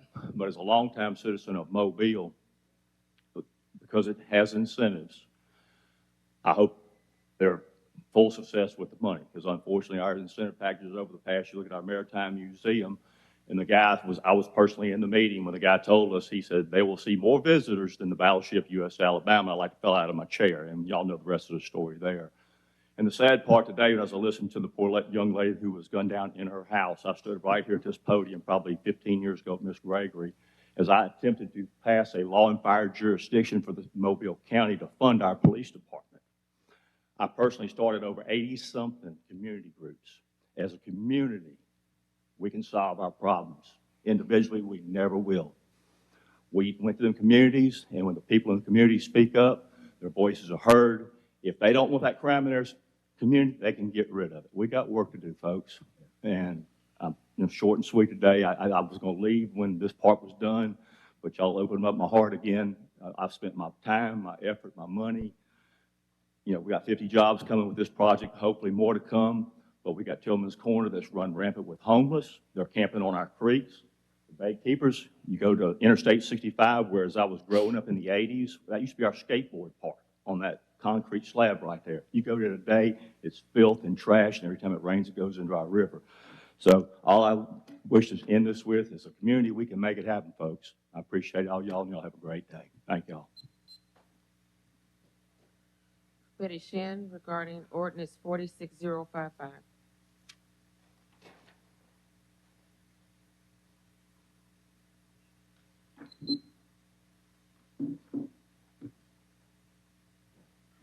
Good afternoon. My name is Betty Shin. As of today, the public is in awe that there are 4 extremely controversial deaths, killings, murders by citizens that has attracted enormous attention this year. In each event, the victim somehow happened to be Black. I'm acutely aware that a large majority of non-Blacks and perhaps even Blacks believe that there is no such thing as white privilege or systemic racism. However, there are people who believe that these deaths were a result of the officers involved knowing that they will not be punished, maybe an inconvenience to them that they are back on duty, administratively being paid or paid not to work after someone died because of their action isn't sufficiently. Hopefully, these officers go through intense therapy. I'd hate to kill anyone, even in the act of self-defense, without feeling overwhelmed at best and tremendously guilty at the least. Injustice of Blacks didn't begin with the Dred Scott decision. Injustice to Blacks wasn't perfected by Plessy versus Ferguson. And injustice to Blacks certainly didn't end with the Civil Rights Act of 1964. Peace is elusive and will remain elusive until those with the power to demand justice and transparency for common folk who suffer the slings and arrows of oppression, violence, injustice, and inequality are treated with dignity and respect and transparency as the order of the day. When a death occurs at the hand of any police officer, everyone is concerned, and that should always, without fail, a method and last results. Certainly, it goes without saying police are essential, especially if there is any hope of a civil and safe society. A few bad apples demonstrating an inability to control their irrational fears and biases against a particular set of citizens, as is reported only under the protest or continuous and public, as continuously public is made aware of the accusations and misuse of power and authority.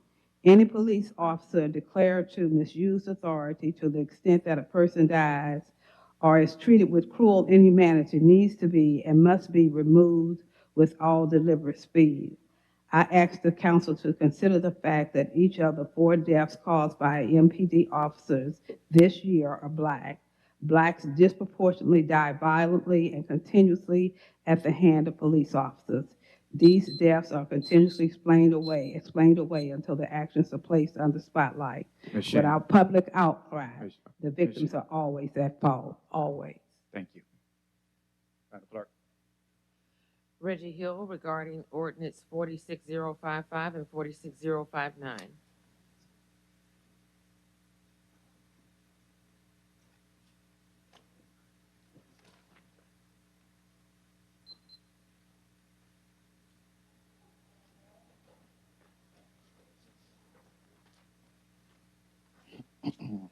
Thank you, Madam City Clerk. And before I begin, for the record, before 2021, when the council was seated, Mr. John Young, members of the MPD, and one citizen came down here and spoke for police raises, and you're about to have 180 seconds of that one citizen. Stakeholders of Mobile, greetings. Mic check, 1, 2, 1, 2. To the citizens, stakeholders of Mobile, greetings. Reggie Hill is my name. Let's get some things clear here so they can be understood, particularly by everyone that's seated. My sophomore college roommate, my line brother for fraternity I'm in, several other fraternity brothers, cousins, and several schoolmates are in law enforcement. So this is nothing personal, but let's just get to some bullet points that we have here for today. Things that are law, what we're saying is a topic of discussion here. Please remember, not too long ago, it was illegal for me to read. So sometimes you have to stand up for what is not right in order for it to be right. And for me personally, I've had to deal with unlawful citations here, illegal evictions, character defamation, but yet I've still always stood and commended when something was done properly. And that's not going to change. So we have to do that as a people if we really want to get to a unified place.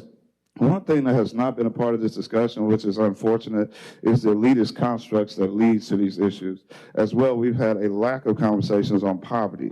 So until we actually begin tackling those things, we really won't get to the result that we say we all want. And another thing that's very interesting to me, we always talk about coming hand in hand and joining together and being on one accord and doing all these things aligned collectively. Yet if you take a 2,000-piece puzzle and it only has 1,999 pieces, you might have a large display, but you do not have the full picture. So as long as we're going about this without having everybody at the table, it's all for naught. I don't care what passion you have when you come down here. I don't care what you put in policy or procedure. It's going to be for naught because you're reaping something that you sowed that is untrue. Let's look at something that's very interesting to me. Living in the city of Mobile, we're in an area that stands for state rights, yet argues for grand jury. And this thing about preemptive investigation and the external involvement. What I was very pleased by in this past Public Safety Committee meeting, this is why I favor Mr. Davis so much. He made it blatant that when the investigation begins, it's at the spot of the scene. But yet no one else offered the idea of removing self-reporting, so that we can do all of this internally, so that we can make sure that if something is done, and that's how you're supposed to go by levels, if it wasn't done properly on a municipal level, then you can appeal to the circuit level, then you can appeal to the state level, then you can appeal to the supreme level. Why are we putting ourselves in these predicaments when we already know how law works? And please remember, the 14th Amendment to the United States Constitution grants us these equal protections. And let's look at this one thing. There's been a lot of confusion about this too, about you can't tell this person what to do and they can't do this. Well, the Zogby Act, which is a state law, please make sure we understand that, gives the true investigatory power to the legislative branch of the government. So if we set it in policy, that's what you're going to have to go by anyway. And those will be the people getting the misdemeanors of having to go to court and be in jail. Now, this idea of the surveillance, was that the first or second bill? if I could be granted just a 30 seconds, just to finish this last point. If there's a councilman that will grant it. I'll give it. All right. Go ahead, Mr. Lee. Thank you so much. I only have a couple more pieces to see. It's interesting to me, too, how we can attack the police in a sense, yet it's because of what they're having to face with policy. So until that's rewritten, when it goes to the grand jury, the reason why we're not seeing indictments because they end up saying they were following the law. So unless you're sitting here to do something that's actually going to be constructive, that's what's going to continue to happen, and we're going to have this discord amongst the people. And lastly, just like you crawl before you walk and walk before you run, and just like how a zoning variance will lead to potentially rezoning, I believe that this surveillance privacy is an infringement upon a lot that we're doing. So I hope that we're examining that as we lay this over and look into these things, because all of this is going to be for naught. Again, if we don't get it right and have everybody at the table. Thank you, Mr. Woods, for extending the time, and thank you for yielding the floor. Ordinance is held over. 46055, amend Chapter 46, Police Department and Law Enforcement of the Mobile City Code. So moved. Second. Then properly moved and second. Any discussion?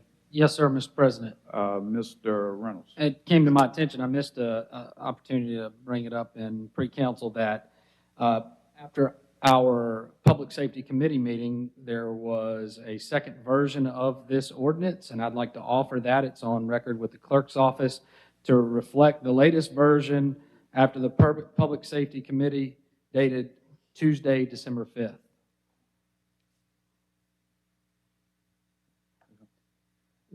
Is he making a motion? Yes, that's a motion. Second. And second, Mr. Linder. I think Councilman Reynolds is correct. There was what is attached to the agenda today is the original version of this ordinance before we had the meeting, and I sent the markup around. So if I understand correctly, Councilman Reynolds is offering the markup that was circulated on the evening of December 5th.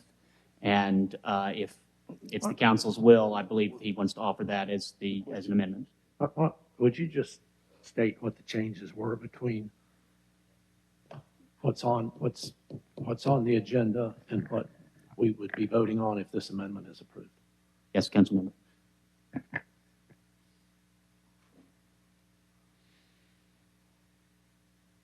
There's two primary changes. One was requested by you, Councilmember Daves. That's putting into subsection B, pendency of an active criminal investigation, including a Mobile Police Department investigation. And then otherwise, the main change is the addition of subsection C. There shall be a 7-day waiting period between any use of force incident involving law enforcement recordings and any voluntary formal submission of same by the City of Mobile to the Mobile County District Attorney for use in grand jury proceedings. So they did two changes, one making clear that a criminal investigation by the Mobile Police Department is a reason to deny access, at least at that time, the 7-day waiting period for voluntary formal submission to the DA. Any other discussion? It was you, Mr. Woods. You can go first off. Okay, go ahead. Yeah. Chief of Staff, did you? Yeah, and again, I understand the body cam ordinance does not track outside of what the state law permits and what the police department is currently practicing. But and just as Councilman Penn brought up, that the ordinance on pre-dawn and no-knock tracks the policies, procedures, and practices that are currently in place in the police department. What's been called into question is the use of an ordinance, period, in order to govern policy and procedure within the police department. Get the Attorney General to decide on. This is just the body cam. This is not the. No, this is not the other one. This is just the body cam. Right now, it's the body cam ordinance. Both of them are ordinances. What's been called into question is the use of the ordinance, period, in order to govern the policy, procedure, practices of the police department. I thought the question only related to 46059, the no-knock ordinance. I wasn't aware that there was a question as to the legality of Body cam as well. 46055. It's on the use of an ordinance, period, to govern. And having met with them, I know that what the concern is that next it'll be pursuit policy. Next it'll be use of force policy. So What we're asking for is clarity on how an ordinance can dictate to the police department or direct the police department. And I think that's where we need to get some clarity from the Attorney General, because we do have a lot of conflicting legal opinions on this particular issue. So, I mean, I'm sorry. Ms. Gregory, you finished? If both of these are being sent to the Attorney General, then I think we need to rethink what our motion is, either lay it over or table, so that the Attorney General gets an opportunity to give us an opinion on that. Mr. President. I don't think we were aware that the body cam was part of what you were sending to the Attorney General. Well, neither one of the ordinances really conflict with current practices of the police department. What's been called into question is the City Council's ability to codify police practices and procedures by using an ordinance that may be in conflict with some of the state laws. So our preference, the administration's preference, is to get that clarity because of the conflicting legal opinions that we're getting. Mr. President. Hold on, Mr. Carroll. It's going to be hold up, Mr. Woods, then Mr. Reynolds, then Mr. Carroll. Thank you, Mr. President. On this one,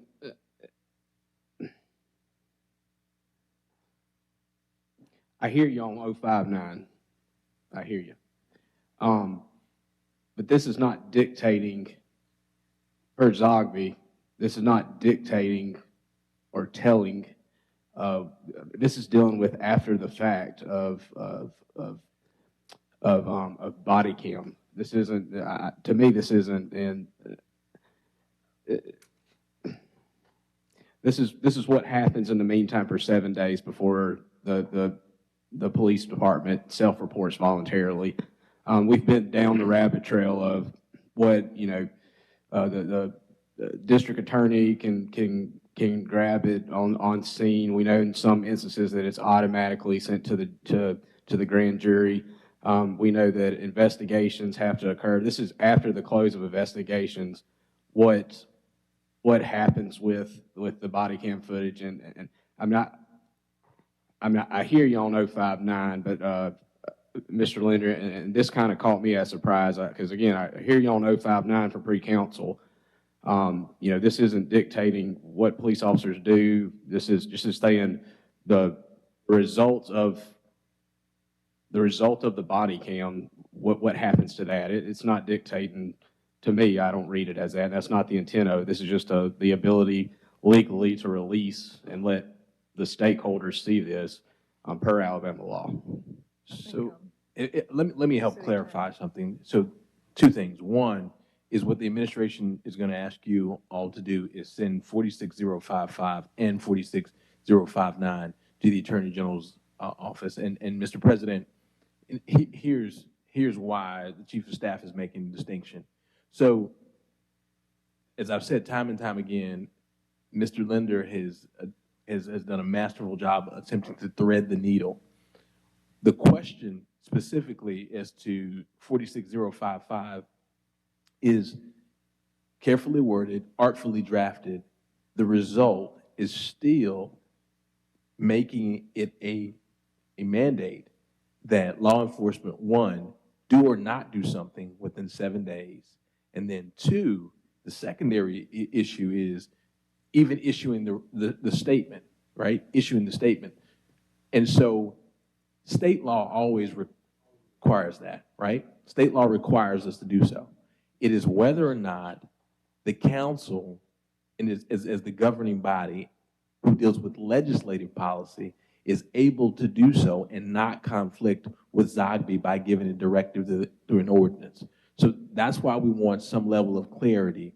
It's a distinction that I do not think, would be harmful, but it's better to be safe than sorry and ask the question while we're asking the question.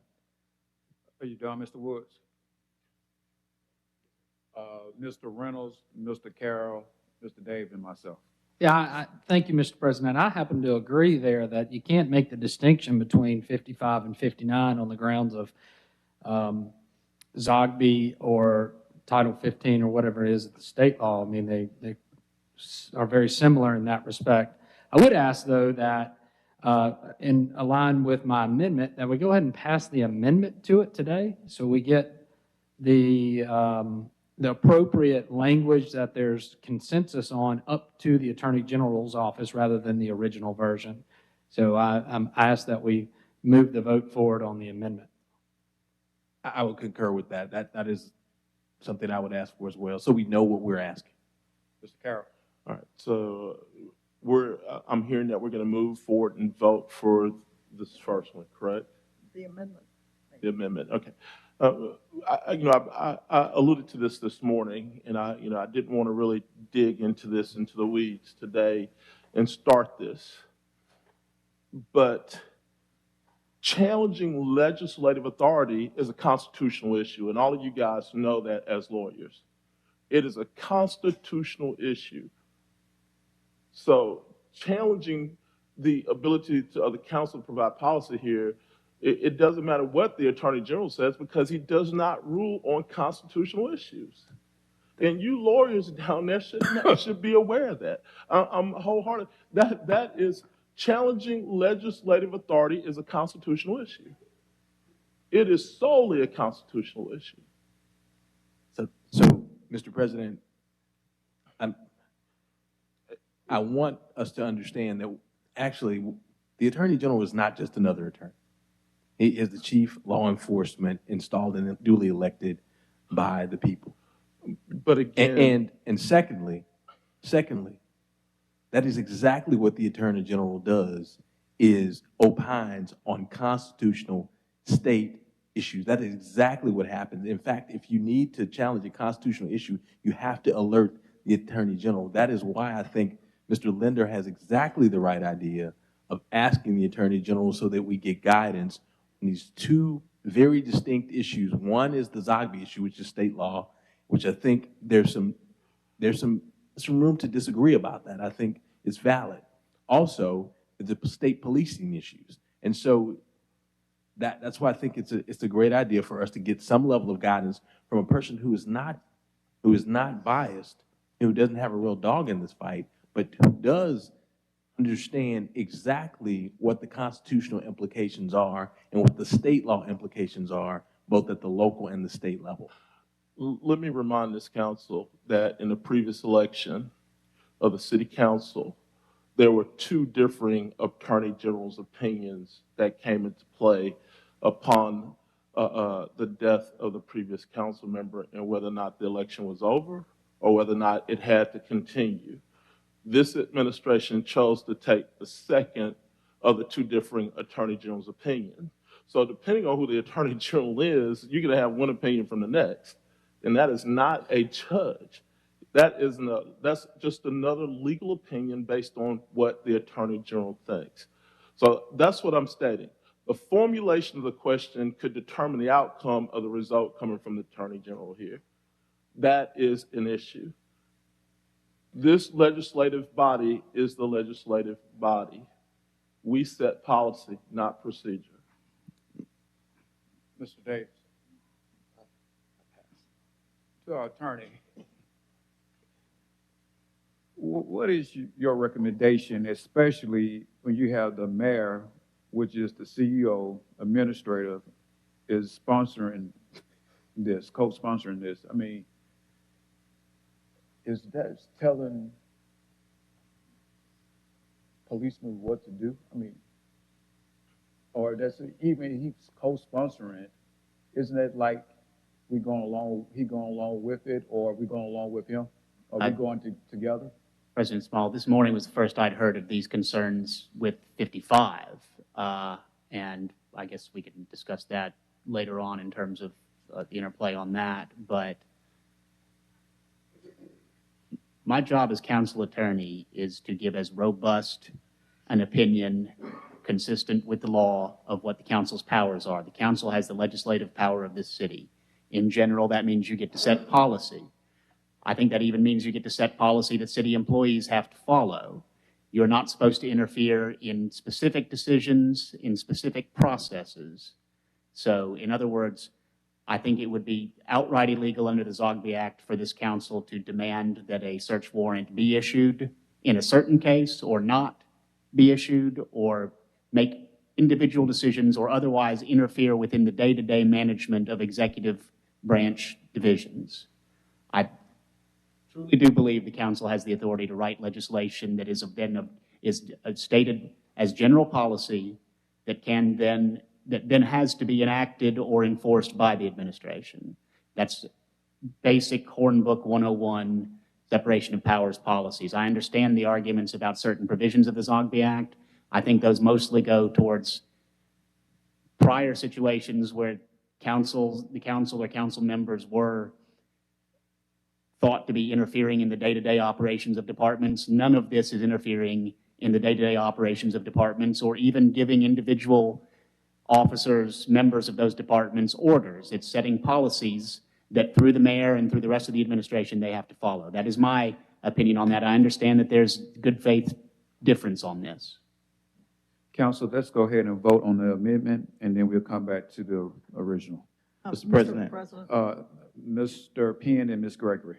Thank you, Mr. President. And remember, we're on the amendment, too. Oh. Yes, the amendment. Okay, we vote on the amendment. I was just, of course, just disappointed. I wish we would have got this information. I already knew, the concerns about the particular ordinance that I sponsored, but I didn't know that it was an issue about the body cam. I just think that we should have got this information a little earlier. I do have a question. Do we have any ordinance in place right now on the book that the MPD follows? Like, is there any ordinance in place? Like, we have an ordinance that the city council passed that the MPD enforce? Yeah, we enforce a number of the policies, but there's Can you give me an example of one? So I would tell you this. Yes, I can give you an example. The entire Chapter 46 is an ordinance that he enforces. But I think what people often fail to understand, and it's a distinction that we have as a Class 2 city that's unique. Mobile is so unique in this that I don't know of anybody else that has it. The distinction is that the council has legislative powers. Zogby specifically, Section 21 says legislative policy. And people keep leaving that word out, legislative policy. That means there are about over 200,000 people in this city who you all get to dictate what they do and don't do through ordinance. There's a small subsection, about 2,000, who work for the city, who are subordinates of the mayor, whose subsection 7 of 21 makes it illegal and subject to removal from office for voting for that ordinance. And so I seldom bring that up, but I bring it up because the safer bet is to send it to the Attorney General's office and see, because otherwise your ordinances are supposed to dictate what people in the general public do, but not day-to-day operations of the departments. Problem you're running into with these two is ever so slightly, even though it doesn't matter practically, legally, you're running into a brick wall because of that subsection of 21. It's a technical issue. A younger version of me would have probably said something different, but what I'm telling you all is, let's just take the safer bet. Understand this. Some of the things that get said are somewhat rhetoric here, but I've been silent on this issue, but my opinion, legal opinion, hasn't changed.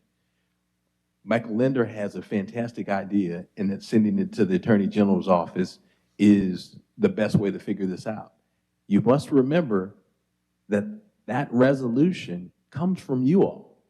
So the letter that's coming to us from Mr. Carroll's office saying you all have to be, I don't really need that letter. We have to do that anyway. The resolution has to come from the council. There are other entities that are going to ask, but it is in you all's capable hands to craft it the way you want to and to send it that way. You're going to be the governing body asking that question, and I'm just asking you all to ask that question about both of these changes before you do it, so that we don't have to have the secondary conversation. Okay, and I'm of course, like I said, I already knew about 46059, and I just wanted the public to know that it's already some ordinance that the Mobile Police Department follow that the council have passed. All right, and this just for clarity so the public understands. Let's just say the Attorney General sent back his suggestion that says he believes that both of these ordinances are fine. Then I think you have legal cover to be able to do so.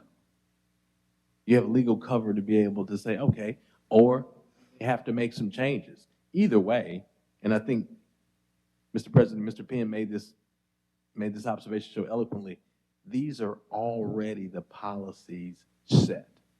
So understanding that you want to put something more permanent in place, but these are already the policies. We're already following the state law policy-wise on body cams, and we're already following the suggested changes on warrants where it has to go up 5 steps in chain of command. That's already the case. And I do understand the level of permanency, but you have. So the ordinance for body cam, that's already being followed right now. Yes, if you remember on the last SWAT shooting, we went ahead and showed the family before the grand jury could act. So we're not in disagreement with what. But is it like written policy, written procedure? It's written by state law, but we could adopt our own internal procedures in writing if you'd like to see that. And it pretty much, it's not an objection to the practice that's in the ordinance. It's the question of whether or not the ordinance is legal. I know, so for 46059, what I wanted the public to know that I know some officers was concerned that is stopping them from doing their job, but it's already procedure.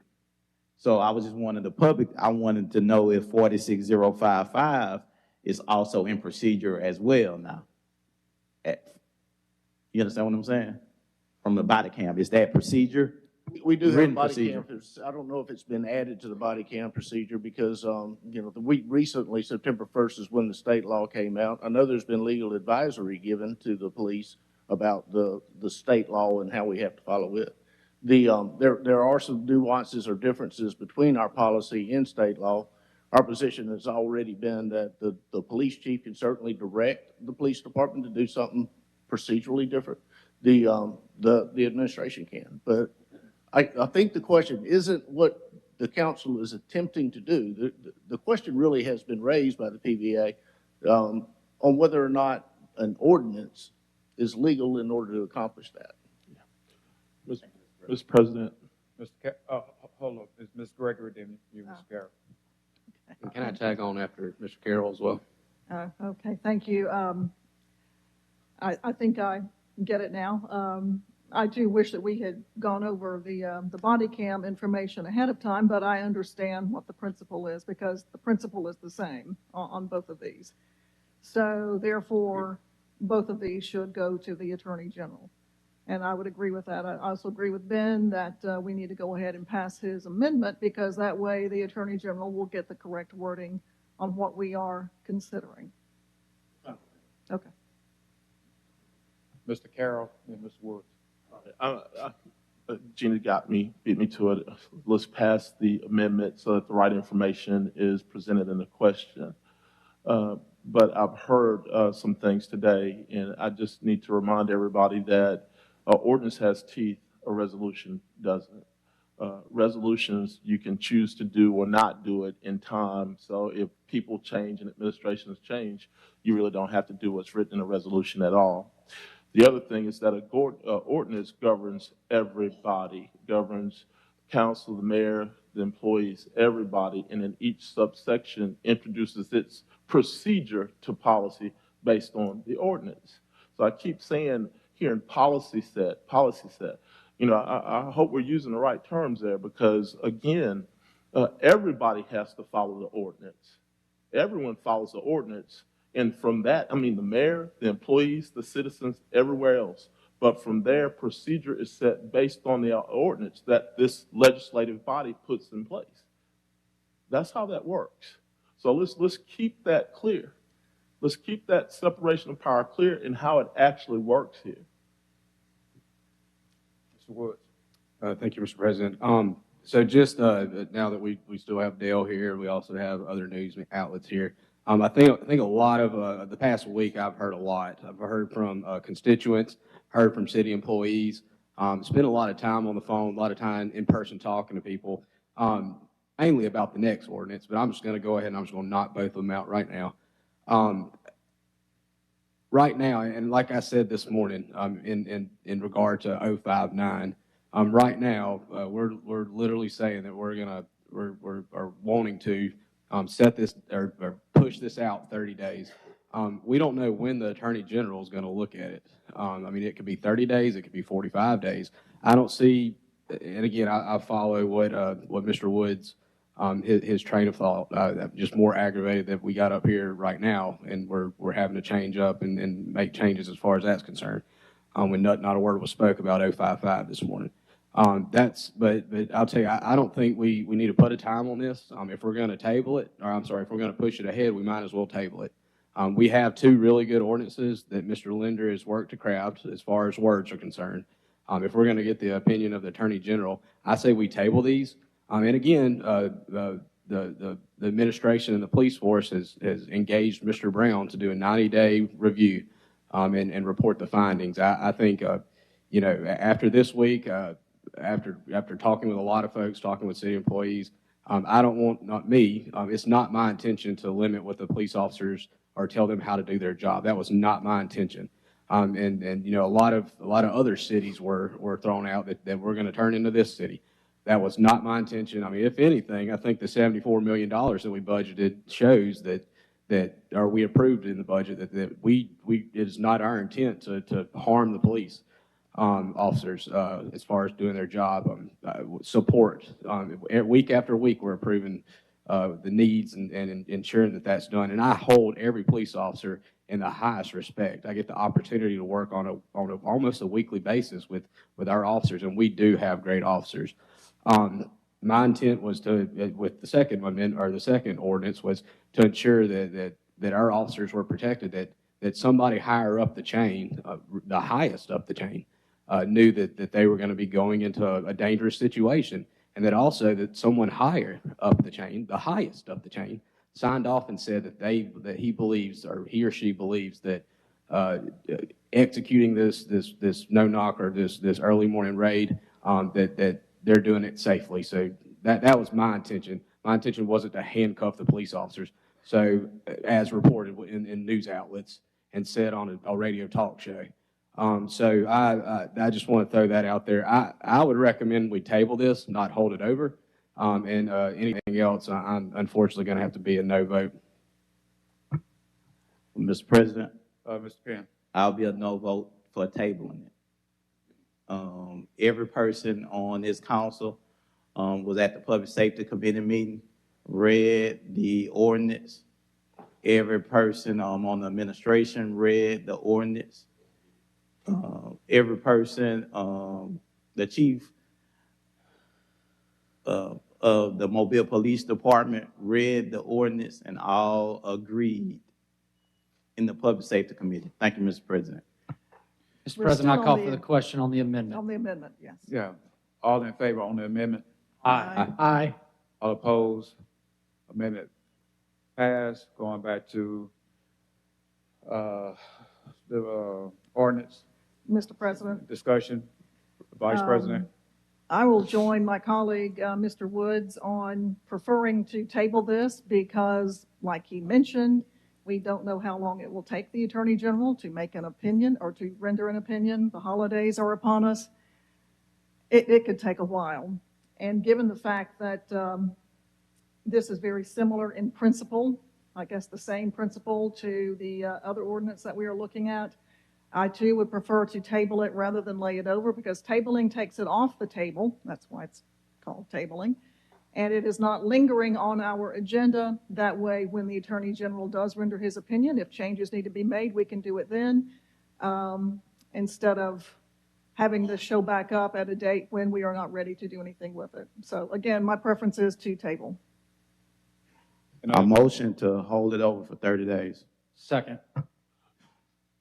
Properly move and second to hold over for 30 days. In a discussion. All in favor? Aye. All opposed? Opposed? Okay. All right, pass for hold over 30 days.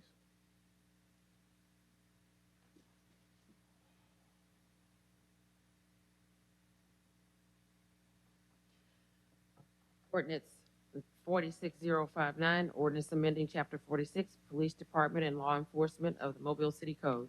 Motion to hold over 30 days. Second. Properly moving second in discussion. Yes, sir. Mr. Daves and Vice President. Thank you, Mr. President. I do have a couple of comments. I've intentionally held my comments until now, and I have a few police officers left. First of all, I want to start by saying that I hold our Mobile Police Department in the highest regard. These men and women are out there every single day protecting us. They put their lives on the line. Their families are at home, don't know whether that man or that woman are going to come home that night. They do it for very modest compensation. They are dedicated to their duty and to protecting the public. In light of that, in the 10 years I've been on the city council, I and the rest of the city council and the mayor have done everything we've asked to do to support the police officers and the police department in general. I believe that in the last 10 years, the mayor and the city council, various iterations of the city council, have done more to put money in the back pockets of the police officers and done more to provide the police officers with the equipment and training they need than any other mayor and city council in the 300-year history of the city. In other words, the city council, the department has gotten, police department has gotten more support from this council in the last 10 years than ever before. We have had a number of instances which have raised some concern in various segments of our community. I believe that these two provisions are, since they align with what the department's policy currently is, are very modest attempts to address some of the concerns that have been voiced to us virtually every week for the past 4 or 5 months. I support sending these, although I wish I had known before about 30 minutes ago with the concern with respect to 46055, I support our holding these over to give the Attorney General an opportunity to opine on whether they do or do not violate the Zogby Act or any other provision of state or federal law. I would also say to the folks that have been down here every single week, not all of them, but some of them, asking for unity, asking that when the criminal justice process has taken its course and the evidence has been put before a grand jury of all of our fellow citizens, and that grand jury has opined that there has been no criminal conduct, we have to respect that decision by the grand jury.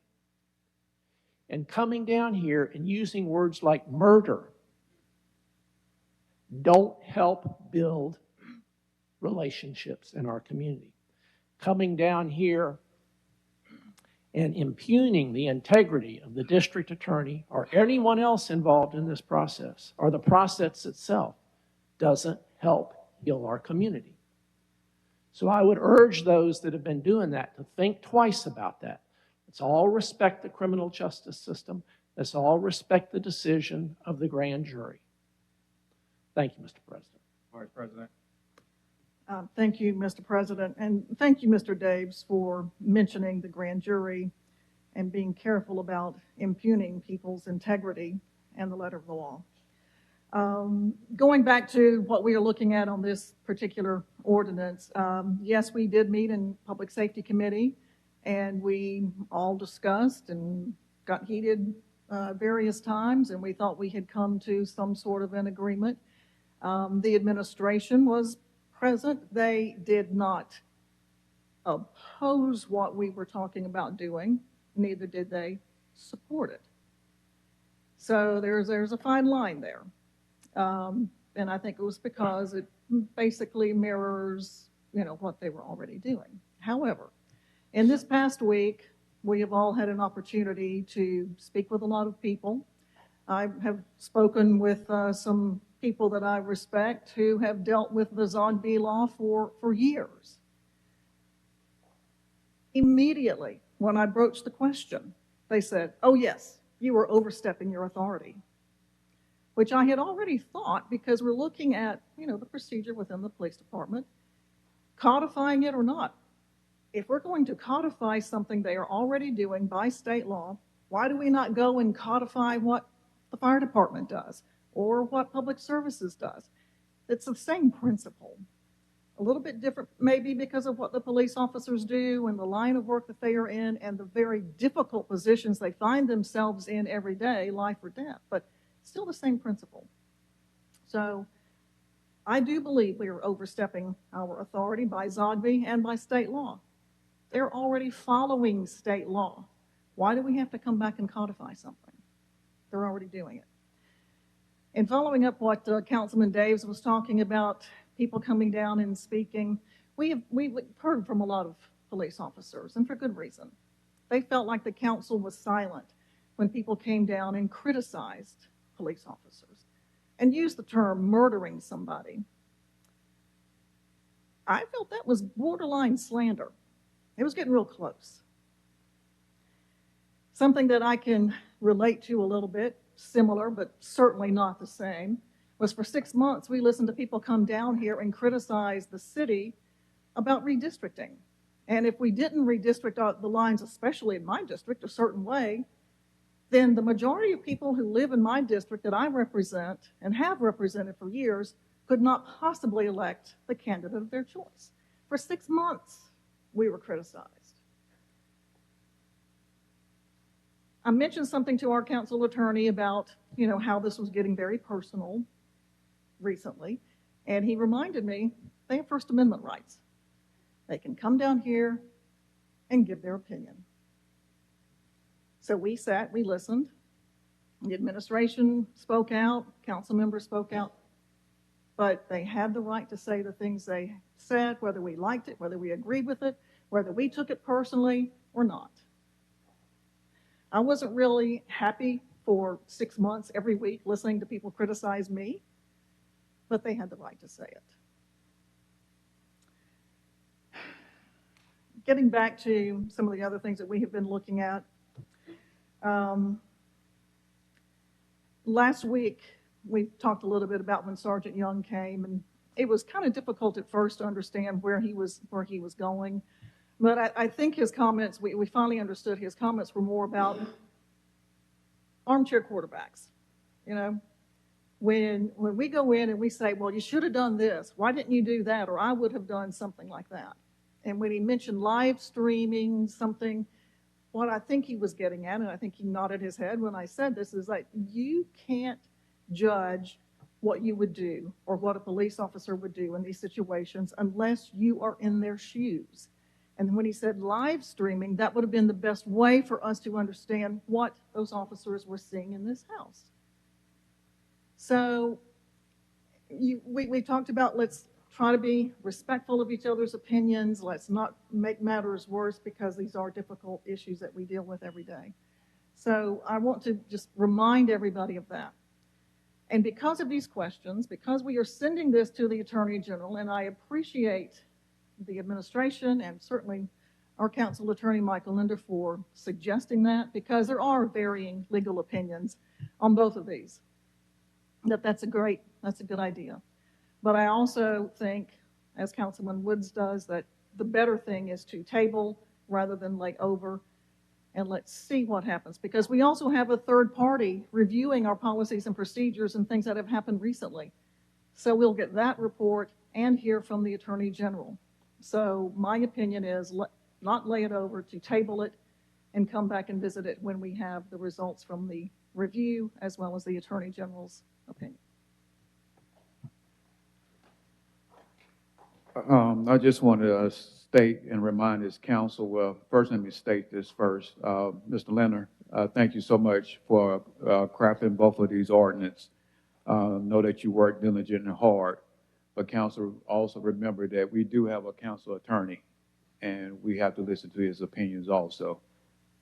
And he knows law also, okay? Mr. President. Delay over 30 days, right? Yeah, that's what's on the table, right? Mr. President. Mr. Carroll. May I also state to Mr. Linder, you got this one right. I mean, you really got this one right.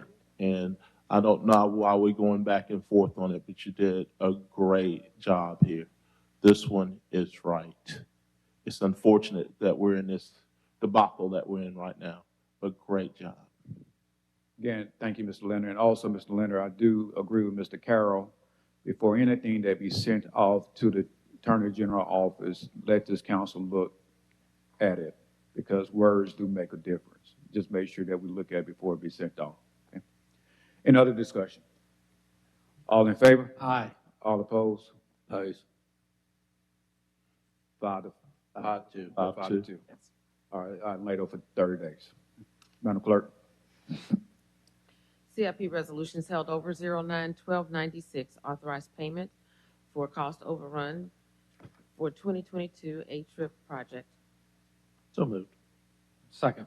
And properly moving second in discussion. All in favor? Aye. All opposed? Item pass.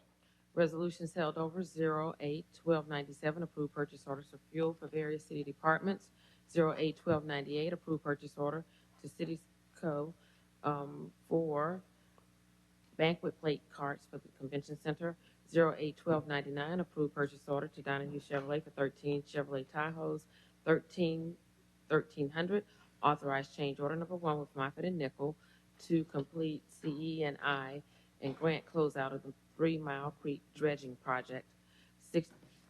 621-1301, authorized second and third years of 3-year contract with Convergent Technologies for server and security camera maintenance for the cruise terminal. 21-1302, authorized contract. Found design for directional sign design and placement project. 60-1303 and 1304 are authorizing settlement agreement and release of claims. So moved. Second. Been properly moving second in discussion. All in favor? Aye. All opposed? Item passes.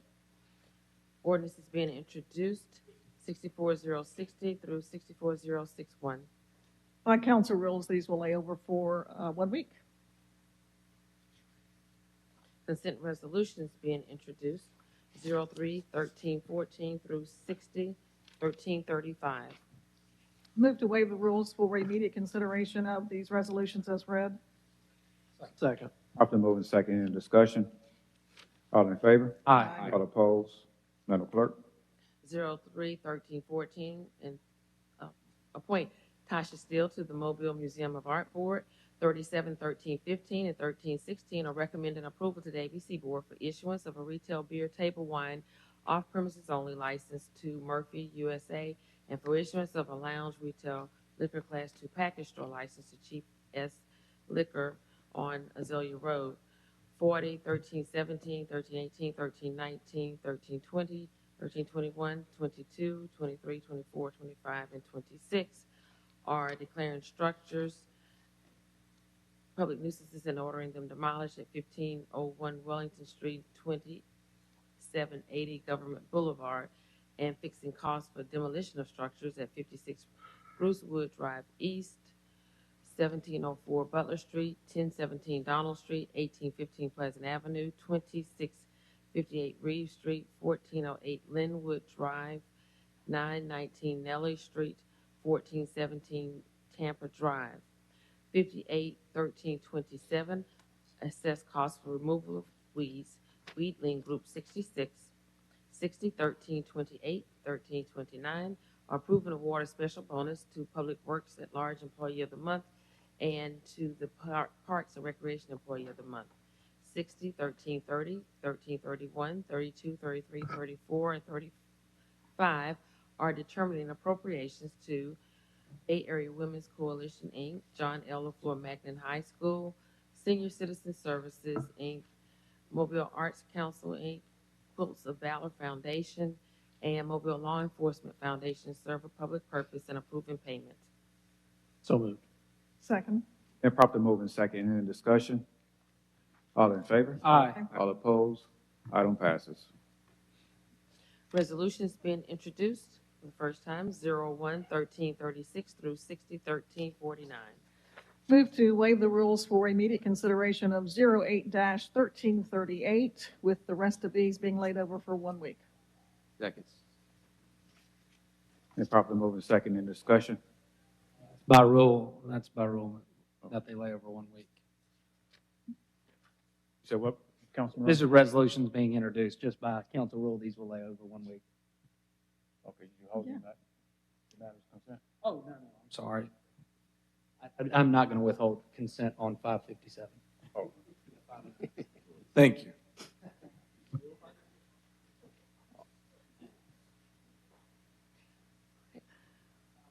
All in favor? Aye. All opposed? Madam Clerk? 08-1338, approve purchase order to Emergency Equipment Professional, Inc. to remount ambulance bodies. So moved. Second. Properly moved and second. In discussion? All in favor? Aye. All opposed? Item passed. Call for public hearings. 41-1350, call for public hearing to rezone property located at 2201, 2223, and 2260 Halls Mill Road from R1 and B3 to B5, scheduled January 9th. 41-1351, call for public hearing to rezone property located at 6137 Todd Acres Drive from B5 and I2 to R1, scheduled January 9th. So moved. Second. All in favor? Aye. All opposed? Public hearing is called. Announcements. District 6, Councilman Woods. No announcements, Mr. President. District 2, Councilman Carroll. I've said enough today, Mr. President. No announcements. District 5, Councilman Daves. Thank you, Mr. President. There will be a meeting of the Finance Committee, the Mobile City Council, this afternoon at 1:40 p.m. 140. At 1:40. 1:40 p.m. in the City Council Conference Room on the 9th floor. This meeting is to discuss an amendment to Chapter 14, Contracts of the Mobile City Code, which would change the need for council approval of goods or services bids less than $30,000, and also to discuss an amendment to Chapter 34, Schedule of Licenses and Provisions in Chapter 30 related to the sale of alcoholic beverages. This meeting is open to the public, but no public comments will be taken. Thank you, Mr. President. Thank you, Councilman Daves. District 4, Councilman Reynolds. Thank you, Mr. President. I want to remind the residents of District 4 that we will be having a community meeting in the Cypress Shores community on December 19th to discuss a potential drainage project and also to discuss the Scannell development. Although we have made a lot of headway and there's a handshake deal in place, we've got to make sure we get the contract correct. We've got to get this rezoning done so that we can move forward with it. Thank you, Mr. President. Thank you, Councilman Reynolds. District 1, Councilman Penn. Thank you, Mr. President. This past Sunday, I received the Citizen Appreciation Award from the U.S. Army Reserve Unit 7223, the MSU unit, and the 375 CSSB. And I'm so grateful for their service. It was their military luncheon, and I'm thankful for their service and their dedication to our country. Thank you, Mr. President. Thank you, Councilman Penn. District 7, Vice President Gregory. No announcements. And, greetings to the citizens on District 3 on this evening at 6 o'clock p.m. at Palmer Pillars Middle School. We will have our community holiday celebration, inviting all the residents of District 3. We do have entertainment on this evening and much food and Kool-Aid. Again, that will be this evening at Palmer Pillars Middle School at 6 o'clock p.m. on this coming Saturday. It started at 9 o'clock a.m. Revitalized DIP will have its annual car show, which will be held at the Gulfdale community right off of DIP, inviting all the citizens of Mobile to come out to the car show this weekend from 9 a.m. until 1 p.m. And at 2:00 p.m. will be the annual Parades of Threes, sponsored by Representative Barbara Drummond, Adeline Clark, and myself. The parade will start at 2:00 p.m. at BC Rain High School and will travel northward up DIP and disband at Palmer Pillins Middle School. Again, the parade will start at 2:00 p.m. So we will have a day on DIP this coming Saturday from 9 a.m. until around about 4:00 p.m. Anything from the administration? Motion to adjourn. We need to remind everybody about our meeting next week. Oh, yeah, the meeting will be held at our Christmas meeting will be held at the museum, Yes. History Museum, okay, at 10:30. The pre-conference meeting will still be here, but we will be over there for the regular meeting. Could I get a second? Second. All in favor? Aye. All opposed? Meeting is adjourned.